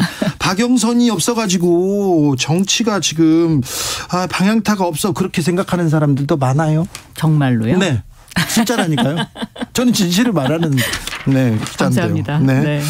오늘 영화 대부 주제가도 여기 와서 듣고요. 네. 아주 마음이 차분해지고 있습니다. 제가 대 선배 앞에서 이거 또 논평을 하려니까 부끄러웠어요. 근데 사실 저는 조금 전에 영화 대부 주제가를 틀어주셨는데 네. 그 대부 주제가를 들으면서 무슨 생각이 떠올랐냐면요. 네. 존 F 케네디가 이런 이야기를 했습니다. 대통령은 낮은 목소리로 말하고 천천히 말하고 너무 많이 말하지 마라. 네. 이런 이야기를 했는데 그 말이 떠오르더라고요. 그러니까요. 네. 네. 말이 많으세요. 아이고, 무게. 네. 자, 중소기업 장관 그때 사람들을 계속 만나면서 계속해서 우리가 미래 먹거리로 가야 된다. 빨리 선점해야 된다. 그런 얘기하시면서 디지털 대전환 그때 계속 얘기해오던 그렇습니다. 얘기였죠. 네. 네. 그 이유가 뭡니까? 제가 이제 중소벤처기업부 장관 첫 해에는 작은 것을 연결하는 강한 힘이라는 캐치플레이즈를 걸었습니다. 그래서 이제 작은 중소기업들한테 연결의 힘이 중요하다는 이야기였고요. 두 번째 해에는 디지털 경제로의 대전환이 중소벤처기업부의 그 캐치플레이즈였었는데요. 이 디지털 경제로의 대전환이 왜 중요하냐. 이것은 100년 전에 마차에서 자동차로 변화하던 시대처럼 네. 지금 아날로그에서 디지털로 변화하지 않습니까? 네. 그러니까 대한민국을 산업화 시대가 있었고요. 그다음에 민주화 시대가 있었고 그다음 시대의 언어, 이 시대를 관통하는 언어가 뭐냐라고 저한테 질문한다면 네. 저는 디지털화라고 생각합니다. 그러니까 디지털은 곧 속도이고 디지털은 연결인데 여기서 대한민국이 지금 G10에서 G8, 7 뭐 요 언저리에서 왔다 갔다 하고 있는데 G5 국가가 될 수 있느냐 없느냐. 이게 디지털 대전환의 속도와 연결에 달려 있습니다. 그러니까 문재인 정부에서는 디지털 대전환의 인프라를 깔았다면 윤석열 정부는 디지털 대전환에서 속도와 연결 이 부분에 방점을 찍어야 되는 지금 그 시기입니다. 그런데 안타깝게도 지금 이 부분이 저는 상당히 정리되지 않고 있다 이렇게 생각하고 있습니다. 조금 위기의 시대인 것 같아요. 시대가 변하는 것도 같아요. 코로나가 네. 있었고요. 네. 우크라이나 전쟁도 있고요. 그렇습니다. 시대가 전환하고 있는데 우리는 어떻게 해야 되지 좀 불안하기만 합니다. 그래서 뭔가 좀 정부에서 예. 뭔가를 좀 해줬으면 하는데. 네. 자, 100년 전하고 비교해 보면요. 네. 100년 전에는 1, 2차 세계대전이 있었고요. 네. 지금은 우크라이나 전쟁이 있지 않습니까? 네. 코로나가 있었듯이 100년 전에도 스페인 독감이 있었습니다. 그래요. 그리고 나서 전 세계가 어떻게 변했느냐. 1, 2차 세계대전의 결과는 연합군의 승리로 끝났지만 결국은 대영 제국의 몰락을 가져왔고요. 네. 이 대영 제국의 몰락 이후에 세계적인 패권을 쥔 나라가 바로 미국입니다. 네. 그러니까 우리는 그로부터 70년 동안 미국의 패권 속에서 계속 살아왔고 앞으로도 당분간 그렇게 될 것인데요. 네. 여기에 지금 가장 도전장을 내미는 나라가 바로 중국입니다. 네. 우리의 이웃나라 중국. 미국과 중국 사이에 대한민국이 지금 끼어 있습니다. 그러니까 윤석열 정부에서는 고래 싸움에 새우등 터지지 않는 경제 전략을 펼쳐야 하고 또 외교 전략을 펼쳐야 합니다. 네. 그런데 지금까지 윤석열 정부 7개월을 보면 너무 경직돼 있고 너무 뿔뚝뿔뚝합니다. 네. 그렇지 않습니까? 이게 스무스하게 넘어가지 않고 시행착오가 너무 많았습니다. 좀 네. 부드럽게 넘어가는 적이 좀 드물어요. 그렇습니다. 그런데 사실 대통령실은 시행착오를 겪는 곳은 아니거든요. 예. 정확하게 관역을 겨냥해야 됩니다. 국민들을 향해서 우리가 가야 될 곳을 방향을 제시해야 되고 그런데 지금 현재 비전이 보이지 않는다라는 이야기를 너무 많이 듣고 있습니다. 네. 이런 부분을 저는 빨리 윤석열 대통령께서 점검해야 하고요. 특히 경제 문제와 관련해서는 내년이 되면 올해보다 훨씬 더 추울 것입니다. 그러니까요. 경제위기 온다지 않습니까? 금융위기 온다지 않습니까? 그러니까 그렇습니다. 대비를 좀 해줘야 되는데 그렇습니다. 아무도 그 얘기를 안 해가지고 더 추워요. 지금 그래서 사실은 통찰력을 가진 경제 수장의 리더십이 강렬하게 요구되는 시기이기도 합니다. 네. 그런데 이제 대통령께서는 자꾸 지금 작은 싸움을 시작하는데 이게 사실은 어떻게 보면 작은 싸움을 큰 싸움으로 만들고 있지 않습니까? 네. 그런데 국민들은 사실 대통령에게는 우리나라 대통령은 좀 내 얘기를 들어줄 수 있는 사람이었으면 좋겠다. 또 푸근한 큰 품이었으면 좋겠다. 이런 바람을 상당히 많이 가지고 있죠. 그렇죠. 네. 그런데 마치 대통령을 검사처럼 맛을 좀 봐야 되지 않겠냐. 네. 조금 전에도 어떤 고통이 따르는지 보여줘야 하지 않겠냐. 이런 발언들은 저는 대통령으로서는 적절치 못하지 않나 이렇게 생각하고 있습니다. 네. 좀 안타깝습니다. 많이 안타깝습니다. 윤석열 정부에서도 디지털 플랫폼 정부위원회가 꾸려지기도 했습니다. 그렇습니다. 과기부에서도 디지털 권리장전 이렇게 얘기를 했는데 네. 그런데 디지털로 전환 잘 되고 있습니까? 지금 위원회만 꾸려졌지 사실 그 위원회가 어떤 메시지를 내지 않고 있습니다. 그래서 대한민국이 가야 할 방향에 대한 정확한 제시가 저는 필요하다라고 생각하는데요. 네. 특히 이제 어제는 우주 시대, 우주 경제를 대통령께서 말씀하셨습니다. 예? 저는 이것은 잘한 것이라고 생각합니다. 그런데 또 한편으로는 좀 뭔가 뜬금없다라고 생각하시는 분들도 있어요. 저도요. 갑자기 네. 달에 간다고 하고 갑자기 화성 간다고 얘기하는데 우리가 뭘 하고 있나 이런 생각도 하는데. 그건 왜 그러냐면요. 우주 시대와 우주 경제로 가기 위해서는 디지털 경제로의 대전환이 필요해요. 단단하게 만들어져야 됩니다. 네? 그러니까 우주시대 우주경제 이 이야기는 물론 이제 과거에 우리가 그냥 단순한 꿈만을 이야기하던 그때와는 지금 상황이 많이 바뀌었습니다. 네? 우주라는 것이 이제 산업화돼야 되는 것이고요. 이 우주라는 것을 하나의 경제의 하나의 파트로 이제 우리가 인식해야 되는 것인데요. 그러기 위해서는 양자 컴퓨터라든가 아니면 반도체와 관련된 AI 반도체라든가 하는 이런 미래형 산업과 관련된 부분에 있어서 대한민국의 포지션이 확실해야 됩니다. 그런데 이것이 확실하지 않은 상태에서 우주시대 우주경제를 이야기하기 때문에 국민들이 뭔가 약간 좀 뜬금없다라는 생각을 할 수도 있겠죠. 네네. 네. 좀 그런 생각하는 분들도 많았습니다. 네. 참 정치가 이런 역할을 좀 해줘야 되는데 미래에 대해서 좀 비전을 줘야 되는데 비전을 주지 못한다는 얘기 좀 있습니다. 그리고요. 네. 정부는 비전을 주지 못하고 민주당도 대안을 내지 못한다 이런 얘기 많아요. 네. 저도 듣고 있습니다. 네. 그런 것 같아요. 네. 그렇습니다. 그래서 제가 정치가 죽었다. 네. 국민의힘도 죽고 민주당도 죽었다. 네. 이렇게 이야기했습니다. 민주당 좀 잘하라고 좀 하셔야죠. 네, 책임감을 갖고. 저도 정말 민주당이 잘했으면 좋겠습니다. 네. 그런데 저는 디지털 대전환 시대가 이제 시대가 변하고 있기 때문에 정치도 변해야 된다고 생각합니다. 그래서 디지털 직접 민주주의 시대를 만들어야 된다고 생각하거든요. 디지털 민주주의요? 네. 어떻게요? 그래서 이게 가능합니다. 네. 그러니까 블록체인 기술을 이용해서요. 예? 요즘 DAO라는 거, 그러니까 Decentralized Autonomous Organization. 네. 그러니까 한국말로 번역한다면은 디지털 협동조합과 같은 것인데요. 네. 그러니까 사람들이 의사 표현을 직접 그 블록체인 기술을 이용해서 플랫폼에다 하는 것이죠.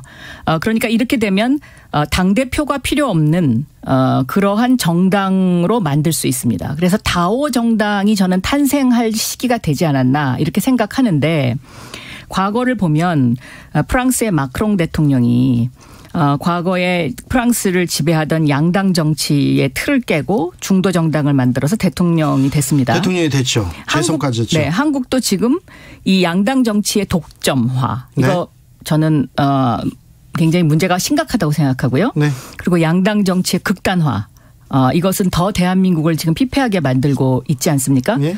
그래서 저는 이런 어떤 가운데에 있는 사람들의 합리적인 목소리를 다양하게 흡수할 수 있는 다오 정당이 필요하지 않을까 이렇게 생각하고 있습니다. 다오 정당이 필요하다. 네. 당대표 필요 없는 당이 나온다고요?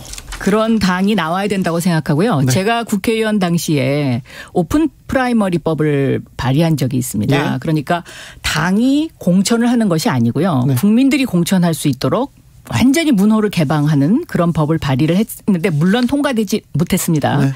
그런데 저는 이 양당의 어떤 독점을 깨기 위해서는 당의 공천 제도를 없애야 된다. 저는 이렇게 생각하고 있습니다. 당의 공천 제도요? 네. 당 대표가 필요 없고 이거 이재명 대표가 잘못하고 있어서 다른 데서 저희는 네. 안 그렇습니다만 다른 데서 박영선 이재명 대표 필요 없는 당 필요하다. 다오 정당 필요하다. 이렇게 기사 쓰면 어떻게 할 거예요?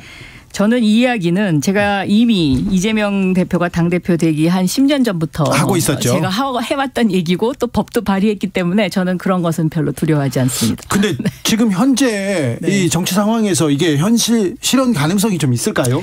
저는 상당히 있다고 생각하고요. 네. 특히 이제 제가 중소벤처기업부 장관을 하면서 IT나 벤처업계에 종사하는 혁신적인 생각을 하고 있는 젊은 사람들을 많이 만나봤었는데 예. 그분들이 특히 이 양당 정치의 독점적 폐해에 대해서 굉장히 신물을 느끼고 있고 네. 그리고 그분들이 그런 어떤 예를 들면 기술 혁신을 이야기하면서도 그런 기술 혁신과 관련된 함께 가야 되는 정치의 의사표현 네. 이것도 할 수 있는 그러한 디지털 정당을 상당히 원하고 있다라는 것을 제가 느낀 적이 많습니다. 박영선 전 장관은 민주당이 가장 강할 때도 항상 이렇게 양당제 폐해에 대해서는 비판했습니다. 4646님께서는 박영선 장관님 말씀 내용에 힘이 있고요. 진심이 있고 미래가 있습니다. 자주 나오셔서 비전을 많이 좀 주세요. 말씀과 의견에 적극 공감합니다. 아유, 감사합니다. 네. 네. 자, 그런데 정치와 미래에 대해서 고민을 하던 정치인입니다. 몇 안 되는 정치인이어서 좀 몇 가지 현안에 대해서 물어보겠습니다. 네. 최근에 한남동 관저에서 이렇게 여당 지도부들 만찬했잖아요. 네. 그러면서 야당 지도부는 안 만납니다. 네. 어떻게 보세요? 만나야 되겠죠. 만나야죠. 네. 그런데 이재명 대표는 안 만나겠다. 그분 사법 처리될지도 모르는데 못 만난다. 이렇게 국민의힘 의원도 막 내놓고 얘기하더라고요. 근데 저는 그거는 그렇게 생각하지 않습니다. 왜냐하면 대통령이라는 자리는요. 네. 온 국민을 끌어안아야 되는 자리입니다. 그렇기 때문에 싫은 일도 해야 하고요. 네. 또 좋은 일을 너무 좋다고 내색할 수도 없는 그런 자리입니다. 그래서 그런 부분에 대해서 저는 좀 더 유연한 자세가 필요하다. 대통령으로서. 네. 그리고 윤석열 정부가 성공하기 위한 하나의 그런 어떤 제스처로도 저는 필요하다라고 생각하고 있습니다. 윤석열 정부 이제 7개월 차입니다. 그런데 비전 안 보인다, 아쉽다 그런 얘기했는데 뭐부터 바꿔야 됩니까? 뭘 바꾸면 좀 달라질까요? 저는 지금 우리가 검찰 국가가 돼가고 있지 않습니까? 네. 이거 바꿔야 된다고 생각합니다. 네. 그래서 온 국민이 지금 상당히 경직되고 있고요. 예. 뭔가 이렇게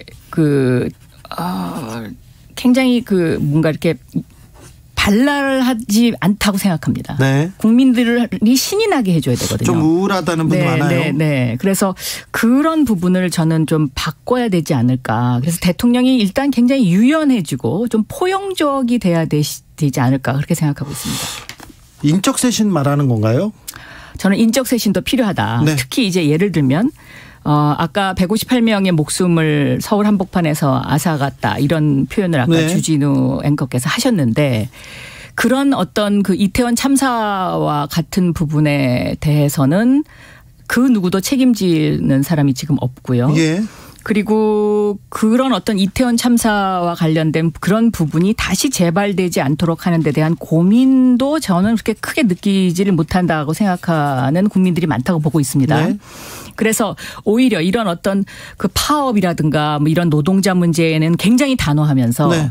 왜 이태원 참사와 같은 그런 부분에 있어서는 단호하지 못하느냐. 예. 저는 이런 부분도 같이 단호해야 된다. 그렇죠. 네. 단호할 때, 싸울 때는 싸워야 되는데 싸울 때 안 싸우고 다른 데하고 싸우는 것 같아서 좀 네. 걱정이 되는데 네. 그 얘기합니다. 아까 검찰이 너무 많아요. 검찰 출신이. 네. 그리고 대통령도 그렇고 장관도 그렇고. 예전에 명법사위원장 출신이어서 또 이거 물어볼게요. 한동훈 법무장관 계속 얘기 나옵니다. 총선에도 나온다. 당대표로 나와야 된다. 이런 얘기도 나오는데 네. 꾸준히 이렇게 정치권에서 거론되는 한동훈 장관 어찌고 보고 계십니까? 이런 개인에 대한 평가를 제가 오늘 이 자리에 나와서 하고 싶은 생각은 없습니다. 안 한다고 했는데 물어봤죠. 네. 그런데 이것은 분명합니다. 군인이 대통령이 됐을 때는 네. 군인들이 상당한 요직을 차지했습니다. 예. 그것을 우리가 군사정권이라고 이야기했거든요. 예. 지금 좀 역사의 아이러니인데요. 검찰 개혁을 하겠다고 해가지고 막 질주를 했는데 네. 반대로 검찰 출신 대통령이 당선이 되셨어요. 지금 검찰 인사들이 다 요직에 있고요. 그렇습니다. 그러면 우리가 이것을 검찰 국가라고 이야기할 수밖에 없지 않습니까? 네. 저는 이거는 빨리 고쳐야 된다. 고쳐야 된다. 네. 민주당이 검찰 개혁한다고 계속 이렇게 외쳤는데 검찰 개혁 왜 이렇게 못했죠? 저는 너무 엑셀레이터를 많이 밟았다고 생각합니다. 그래요? 사실 검찰 개혁과 관련해서는 제가 할 말이 많은 사람이고요. 네.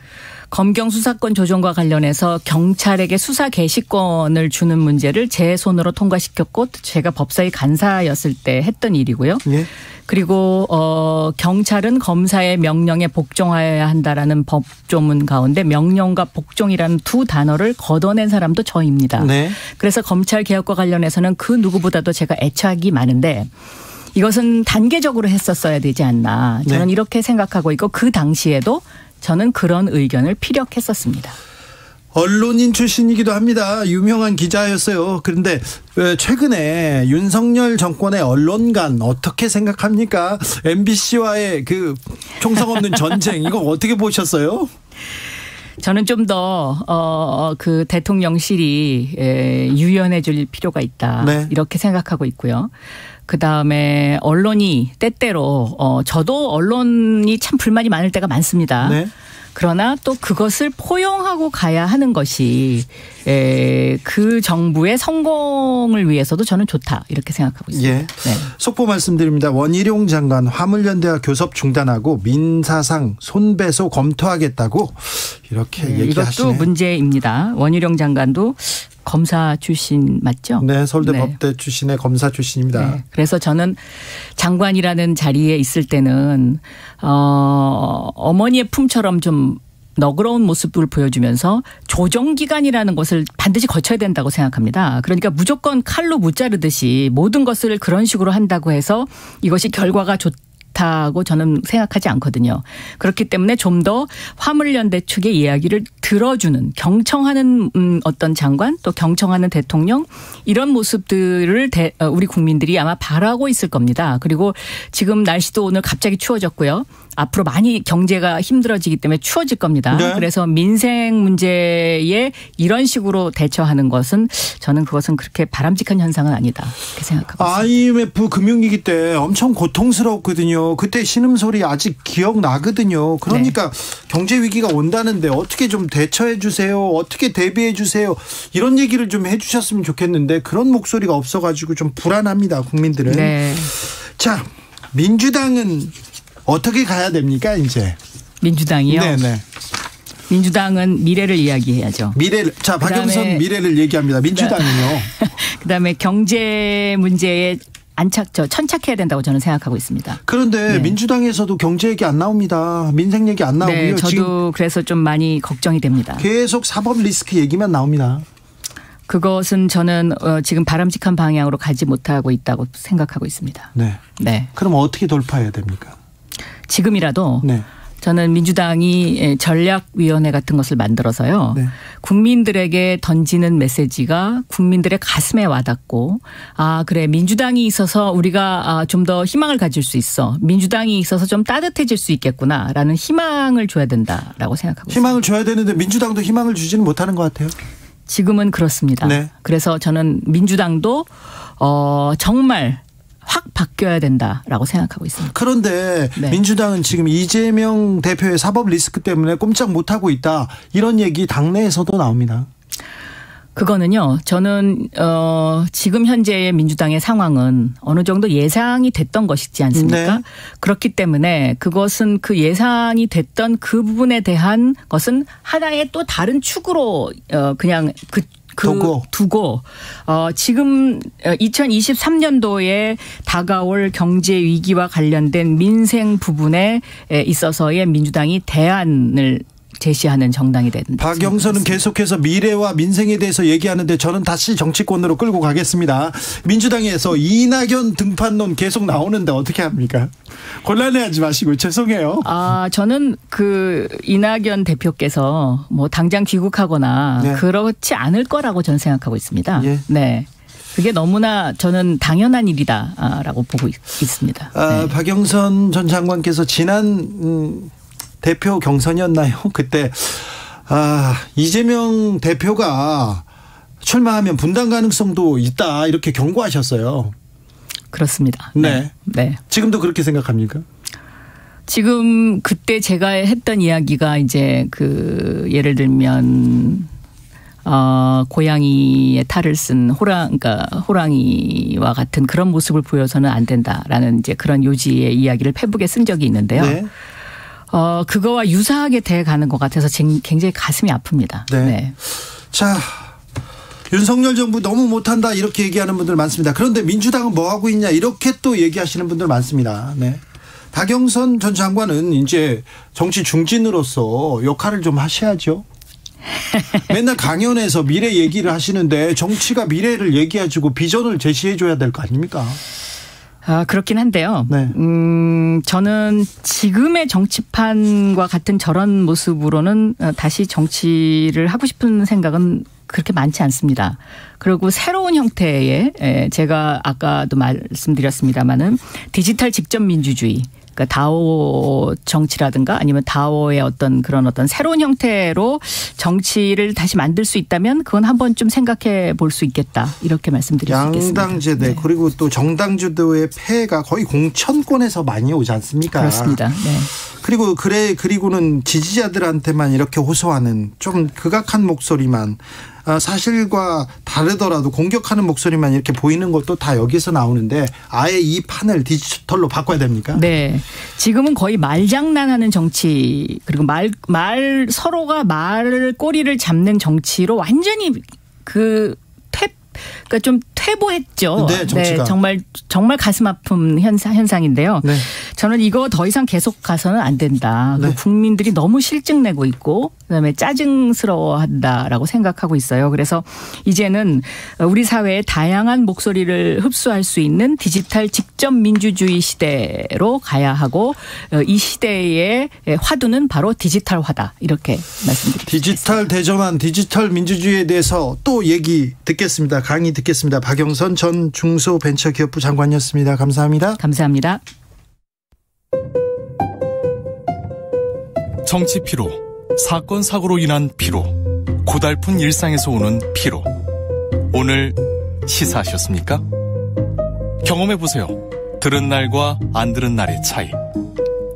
여러분의 피로를 날려줄 저녁 한 끼 시사 추진우 라이브.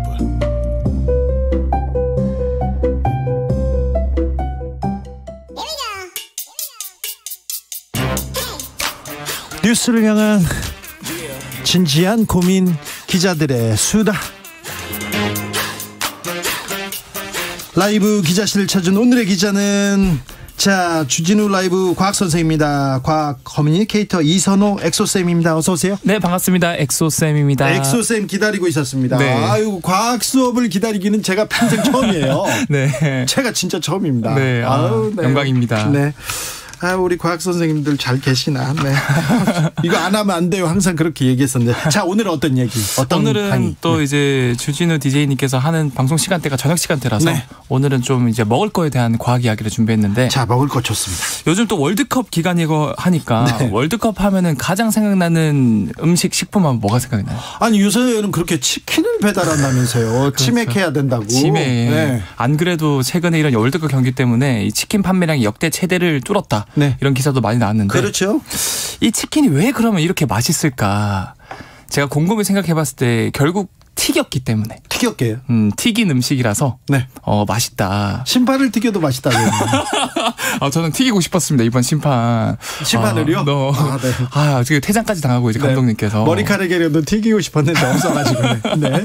그래서 사실 우리 명절 때든 뭐 이렇게 저녁에 야식 먹을 때 튀긴 음식 너무 맛있지 않습니까? 예? 심지어 어떤 셰프는 신발도 튀기면 맛있다. 그렇죠. 이 정도로 되게 튀긴 음식이 맛있는데 그럼 왜 이렇게 튀기면 맛있을까? 튀김 맛. 그러게요. 중국 요리 왜 이렇게 맛있어요? 그렇게 얘기는 웍이라고 하잖아요. 후라이팬에 네. 튀기면 맛있어요? 얘기하더라고요. 중국 사람들도. 맞아요. 네. 이게 왜 맛있을까에 대해서 과학자들이 다양한 이런 가설을 세워봤는데 과학자들이 이런 것도 분석합니까? 네, 이런 거 다 분석합니다. 참 많이 분석해요. 이제 좋습니다. 왜 그러냐면 네. 우리가 사실은 불과 한 3, 40년 전까지만 해도 그 전부터 몇십만 년 동안 인간은 살기 위해서 먹었거든요. 네. 먹을 게 워낙 없다 보니까. 그렇죠.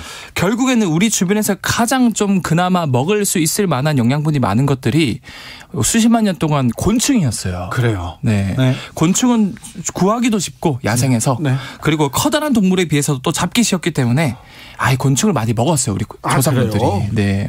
근데 곤충의 가장 대표적인 특징 중 하나가 이 단단한 외골격, 키틴으로 이루어진 외골격이 먹을 때 이제 바삭한 소리랑 식감을 우리한테 줬거든요. 네. 이게 본능적으로 이제 먹을 때 바삭한 걸 먹으면 영양분이 들어오는구나 이런 것들이 우리 몸에 본능적으로 각인이 돼서 본능적으로. 그래서 뭔가 또 튀긴 음식 먹으면 이제 바삭한 맛이 나지 않습니까? 네.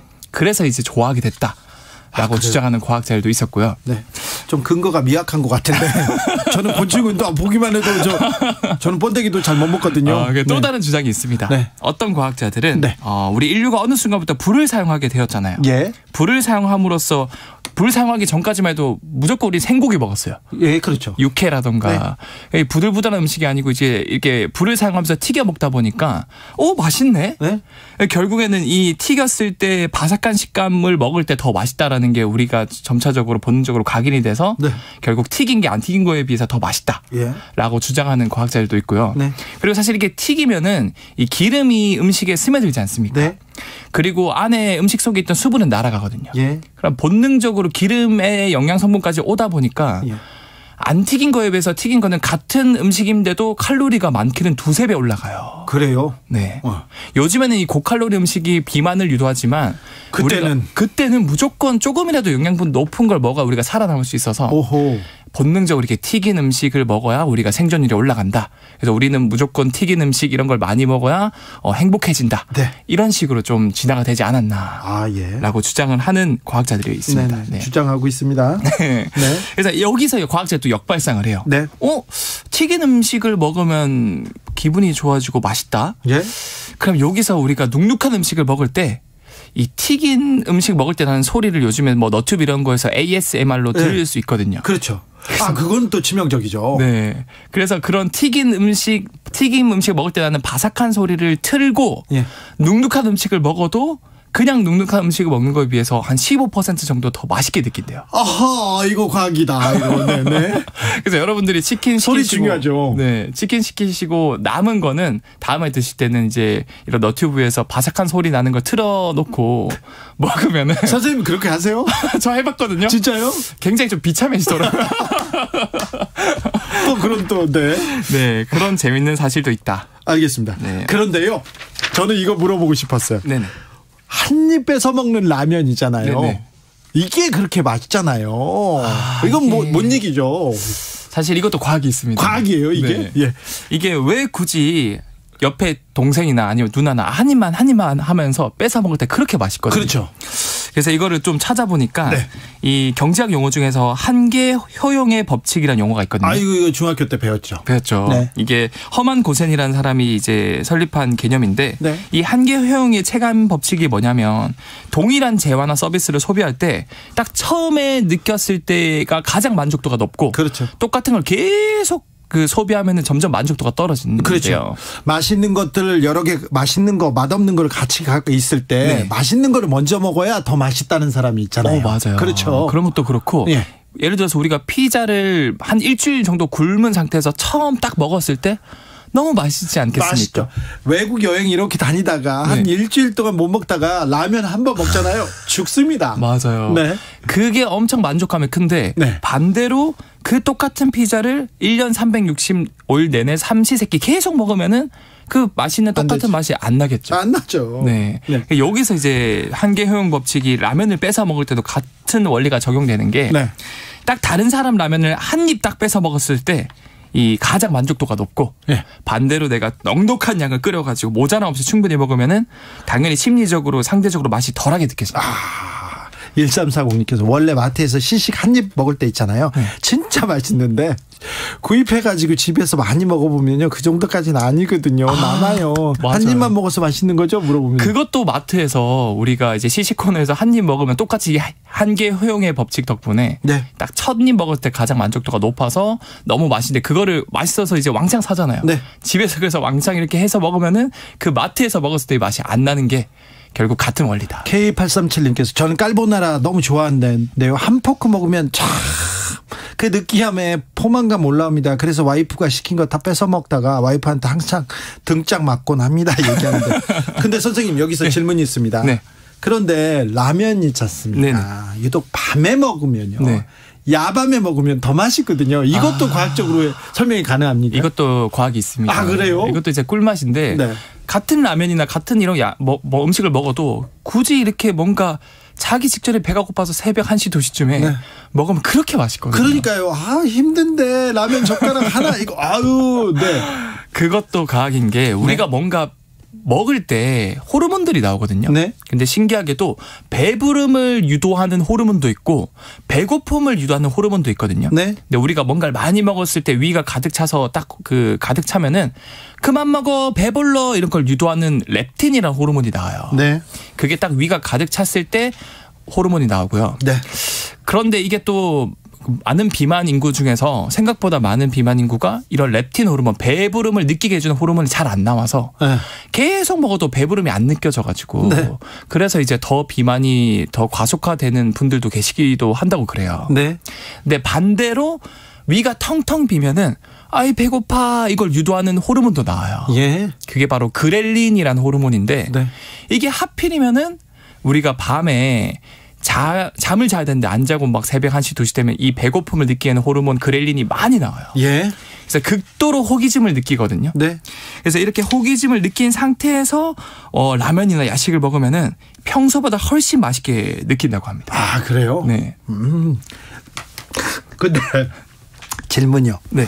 그 사랑하는 사람, 좋아하는 사람하고 먹으면 맛있잖아요. 네네네. 그것도 과학적으로 설명이 가능합니까? 이것도 사실은 그 연구 결과가 되는 게 있는데 진짜 설레는 사람이 있으면은 처음에는 이 맛을 못 느낀대요. 아, 그래요? 네.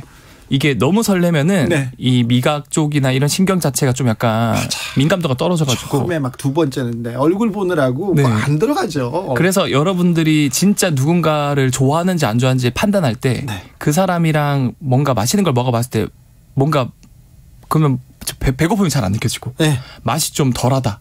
그럼 이게 진짜로 그 사람에 대해서 설렘을 느끼는 거고요. 근데 나중에 이제 진짜 친해지고 연인이 그렇죠. 됐을 때는 오히려 이런 걸 같이 나눠 먹고 맛있는 걸 먹으면은 이런 도파민이라든가 이렇게 많이 분비되기 때문에 친구랑 먹으면 맛있죠. 더 맛있게 느낄 수 있고요. 7484님께서 비 오는 날 전 먹고 싶은데요. 그게 빗소리가 기름 튀기는 소리랑 비슷해서라는 말이 있는데 맞나요? 이것도 정확합니다. 아, 그래요? 네. 이 파전 튀기는 소리가 빗소리랑 되게 주파수대가 비슷해가지고 비 소리를 들으면 자연스럽게 이제 동동주랑 막걸리랑 이제 육전 생각나는 게 이제 과학 원리가 숨어져 있다. 제 모든 질문에 이렇게 척척 대답을 합니다. 제가 우리 강 선생님한테 질문했거든요. 쓸데없는 소리 하고 있어. 그래서 저 혼냈었어요. 저도 어릴 때 이제 재물포라 그래서 이제 재 때문에 물리 포기 이런 용어가 있었거든요. 그래서 그런 것들을 더 이상 이제 대한민국 국민들이 느끼지 않게 하기 위해서 과학이 쉽고 재밌다. 이제 과학 커뮤니케이터로 엑소쌤으로 활동을 하게 된 계기가 그런 것도 있습니다. 알겠습니다. 주진우 라이브의 과학 선생님 이선호 엑소쌤이었습니다. 오늘 감사합니다. 네, 감사합니다. 아우, 배고파라. 교통정보센터 다녀오겠습니다. 임초희 씨. 네, 이 시각 교통정보입니다. 서해안고속도로 서울 방향으로 운산터널 부근 2, 3차로에서 사고가 발생했습니다. 1차로로만 통행 가능해서요. 주변이 많이 혼잡하고요. 이후에는 화성휴게소에서 8탄, 매송에서 용담터널까지 차가 많은데 정체가 심하지는 않습니다. 좀 더 지나서는 서서울 요금소에서 정체가 심합니다. 목감에서 난 사고 여파고요. 갓길에서 처리하고 있습니다. 사고 구간 지나서는 일찍에서 금천 쪽으로 속도 줄이고요. 이어지는 서부가선 도로는 거의 전 구간이 답답합니다. 올림픽대로 공항 방향은 영동대교부터 가양대교 사이 정체가 심한 편인데요. 여의교 부근에서 사고가 발생했습니다. 노들로 성산대교 쪽은 여의하류 부근에서 특히 많이 밀리고요. 분당 수서로 도심 쪽은 탄천나들목 이전부터 탄천 1교까지 30분 정도 필요합니다. 동부간선도로 의정부 쪽은 성수분기점을 시작으로 상계교까지 밀리고 있습니다. KBS 교통정보센터에서 임초희였습니다.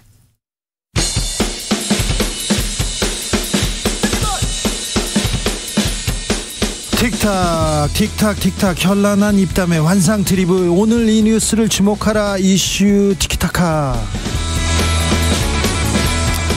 머리끝부터 발끝까지 핫이슈 더 뜨겁게 이야기 나눠보겠습니다. 청코너 최진봉 성공회대 교수. 예, 안녕하세요. 최진봉입니다. 홍코너 김병민 국민의힘 비대위원. 예, 반갑습니다. 김병민입니다. 김병민 전 대변인 물어보겠습니다. 날씨가 너무 춥죠. 네, 알겠어요. 자, 대통령이 오늘 고통이 있는지 보여줘야 이런 얘기를 국무회의에서 했습니다. 그리고 대통령실에서는 이를 또 발표했습니다. 어떻게 보십니까? 그러니까 법과 원칙의 중요성을 얘기한 것이죠. 이게 법과 고통하고 법과 원칙, 야 어떻게 이게 연관이 됩니까? 그러니까 이제 불법이 있다고 생각되는 곳을 계속 용인하거나 네. 이런 일들이 우리 사회 곳곳에서 만연하게 됐을 경우에는 그 고통을 받게 되는 분들이 훨씬 더 법으로부터 보호받지 못하는 분들에게 돌아갈 수 있다. 네. 그래서 그런 분들을 보호하기 위해서라도 불법이 만연하지 않도록 법과 원칙을 바로 세워야 된다는 취지의 발언으로 생각을 합니다. 최지봉 교수님. 아니, 그러니까 법과 원칙을 바로 세운다고 이렇게 얘기하면 되잖아요. 예를 들면 불법적 행위가 있으면 그렇게 할 수 있죠. 근데 일단 파업은 불법이 아니에요. 그 자꾸 오해를 사람들이 하게 만드는 파업 자체는 불법이 아니고 이 부분은 저기 한 유튜버들이 한동훈 장관 자택에 찾아간 걸 가지고 국무회의에서 고통이 있는지 보여줘야 그러니까 고통이 있는지 보여주는 것도 마찬가지야. 네. 그런 발언을 할 필요가 없다는 얘기를 하는 거예요. 예를 들면 아까도 뭐 김병미 의원과 그 얘기 나눴지만 찾아가서 괴롭히고 뭐 예컨대 무슨 가정의 그 평온을 깨는 그런 행동을 하는 건 저는 바람직하지 않다고 생각해요. 예? 그럼에도 불구하고 발언을 할 때는 고통을 주겠다 이런 식의 발언을 하면 안 돼. 대통령이 그게 잘못됐다고 얘기할 수는 있겠죠. 예를 들면. 그리고 뭐 그 김병미 의원한테 아까도 내가 말씀을 드렸어요. 밖에서도 뭐라고 얘기했냐면 그러면 그 당시 예전에 조국 전 장관에 따른 조민 씨 관련해서는 그때는 검찰총장이셨어요. 대통령께서. 네. 근데 그 당시에 조민 씨 그 혼자 사는 아파트에 혼자 사는 여학생 혼자 사는데 그 기자들이 가가지고 밖에서 문 두드리고 막 그랬잖아요. 네. 그때는 아무 말씀도 안 하셨었어요. 검찰총장 하시면서. 그때는 왜 가만 계시고 이제는 또 한동훈 장관 이런 피해를 당했다고 해서 이렇게 나서시는지 전 좀 이해가 안 돼요. 검찰총장이 그 얘기는 안 했을 거고요. 예. 그리고 한동훈 장관하고는 또 각별하지 않습니까? 그런데 예, 저도 얘기 한마디만 하고 네. 취재 목적으로 뭔가 이제 불법적인 행위를 하는 일들이 있어서는 안 된다 이런 생각을 하는데 지금 더 탐사 같은 경우는 단순하게 취재 목적들을 좀 넘어선 행동들이 계속 반복되고 있지 않습니까? 그러니까 과거에 있었던 일이랑 비교하기 좀 어려운 것이 지난 대통령 선거 때로 돌아가면 더 탐사가 아니라 열린공감 TV에 활동했던 사람들이에요.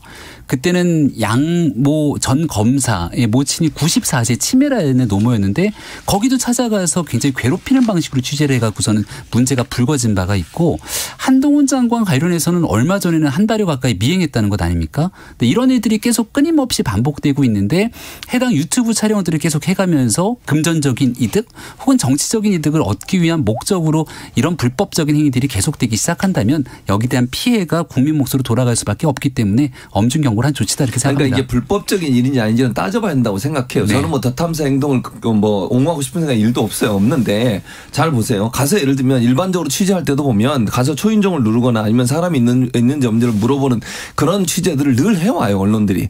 그리고 언론들이 그 뭐 소위 뻗치기라고 해서 집 앞에 있으면서 음식물 지난번에 조국 전 장관 같은 경우에 짜장면을 먹었느냐 안 먹었느냐 이런까지 기사를 쓰잖아요. 그런 식으로 취재를 계속 해왔고요.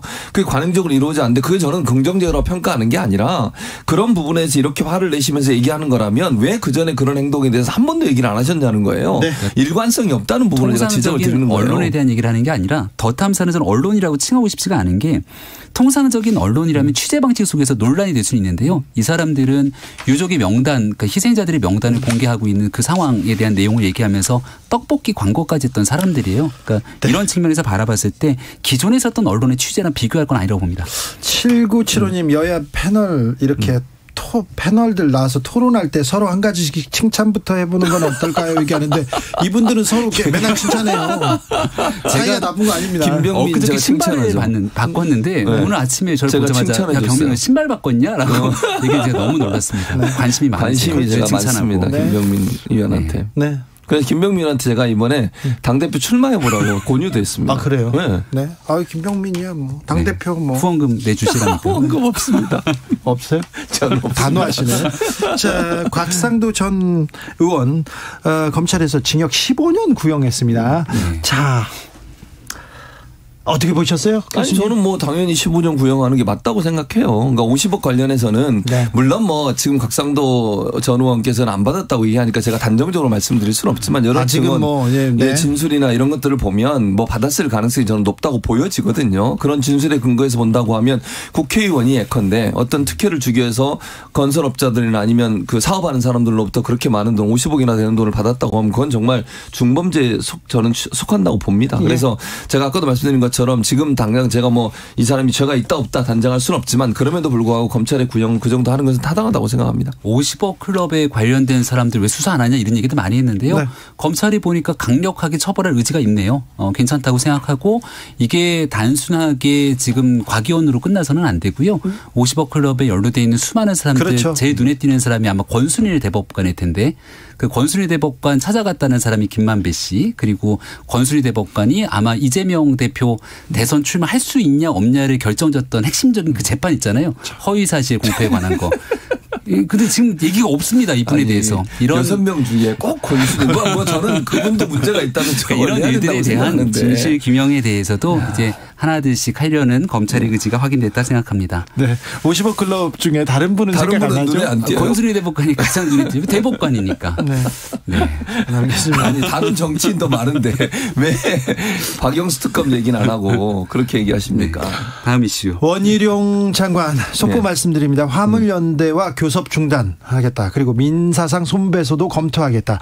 완전 운임제 완전 폐지도 검토하겠다. 이렇게 얘기 나옵니다. 이렇게 강경 대응 얘기만 나오고 있습니다. 이렇게 만나서 토론해보고 조금 대화해보고 그러면 조금 앞이 보이지 않을까 이런 생각도 좀 드는데요. 그러니까요. 저는 이런 식으로 하는 건 바람직하지 않다고 생각해요. 예를 들어서 정부가 원칙을 가지고 협상을 하고 원칙을 가지고 어떤 협상에 나가는 건 좋다고 생각하지만 이게 지금 정부 측에서 문을 닫아버리는 거잖아요. 우리는 더 이상 협상 안 하겠다 그러면 그리고 지금 뭐 안전운전 아예 완전히 그냥 폐지하겠다고까지 얘기를 하면 협상의 여지가 전혀 없는 거잖아요. 아니 아무리 본인들이 생각하는 게 옳다고 생각하더라도 그러면 파업을 하는 노조의 입장은 왜 들어주지 않는 거예요? 그럼 그전에 6개월 동안 예를 들면 5개월이죠. 6월에 파업 한번 했었고 그때 합의된 내용이 계속적으로 논의하자고 이게 논의가 안 되고 있었고 그것 때문에 파업을 하고 있는 지금의 화물연대 노동자 입장에서는 이 문제가 빨리 해결 안 되면 12월이면 일몰제가 되니까 없어지는 상황이에요. 네. 그래서 우리 결국은 이제 파업을 할 수밖에 없는 구조로 온 건데 그런 부분에 대한 고려 없이 정부 측의 대표라고 할 수 있는 국토부 장관이 이제 더 이상 협상 없다 이렇게 나오면 그럼 강대강 대치해서 어떻게 하겠다는 겁니까? 뭘 얻겠다는 거예요 대체? 아니 이렇게 해서 그러면 계속 노조를 압박을 해가지고 우리 경제에 미치는 악영향 이건 또 어떻게 해결할 겁니까? 그걸 법대로 해가지고 예컨대 본인들 주장처럼 또 이 법의 문제도 사실은 논란이 있다고 생각해요. 안전운임제에 대해서 또는 뭐 업무에 복귀하라고 명령하는 것도 사실은 뭐 법에 여러 가지 논란이 있다고 저는 보는데 그 부분도 이제 논란이 될 거예요. 앞으로 가처분 신청도 할 거고 그리고 앞으로 이제 헌법소원까지 할 것 같은데 그런 지리한 공방 속에 이 문제가 계속 된다고 하면 우리 경제에 미칠 영향 왜 생각을 안 하시는 겁니까? 협상하고 논의하고 토의할 수 있는 자리를 자꾸 만들어야 된다고 저는 생각해요. 만약에 정부가 아무 일도 하지 않고 올해 이제 일몰제가 끝나는 상황 속에서 자 끝났으니까 끝 이렇게 얘기를 한 상태 속에서 저들 지금 얘기하고 있는 이 화물연대 사람들이 여기에 대해서 파업에 들어가고 했는 부분들이 계속 이어지게 된다면 말씀 주신 것처럼 정부가 뭘 했냐 이렇게 지적할 수도 있을 것 같아요. 근데 핵심적으로 일몰제에 대한 부분에서 3년 유예 연장을 더 하기로 얘기를 한 것 아니겠습니까? 여기에 대해서 3년으로 안 된다. 일몰제 폐지해라. 그리고 품목 확대해라. 강대강 대치 국면으로 끌고 가고 있는 국면에 화물연대의 책임이 저는 매우 크다고 생각을 합니다. 물론 주장을 하고 목소리를 낼 수는 있겠습니다만은 거기에 대해서 내용들을 결과물을 매듭짓지 못한 걸 무조건적인 정부의 탓으로 끌고 갈 수 있겠는가 하는 생각이 첫 번째고요.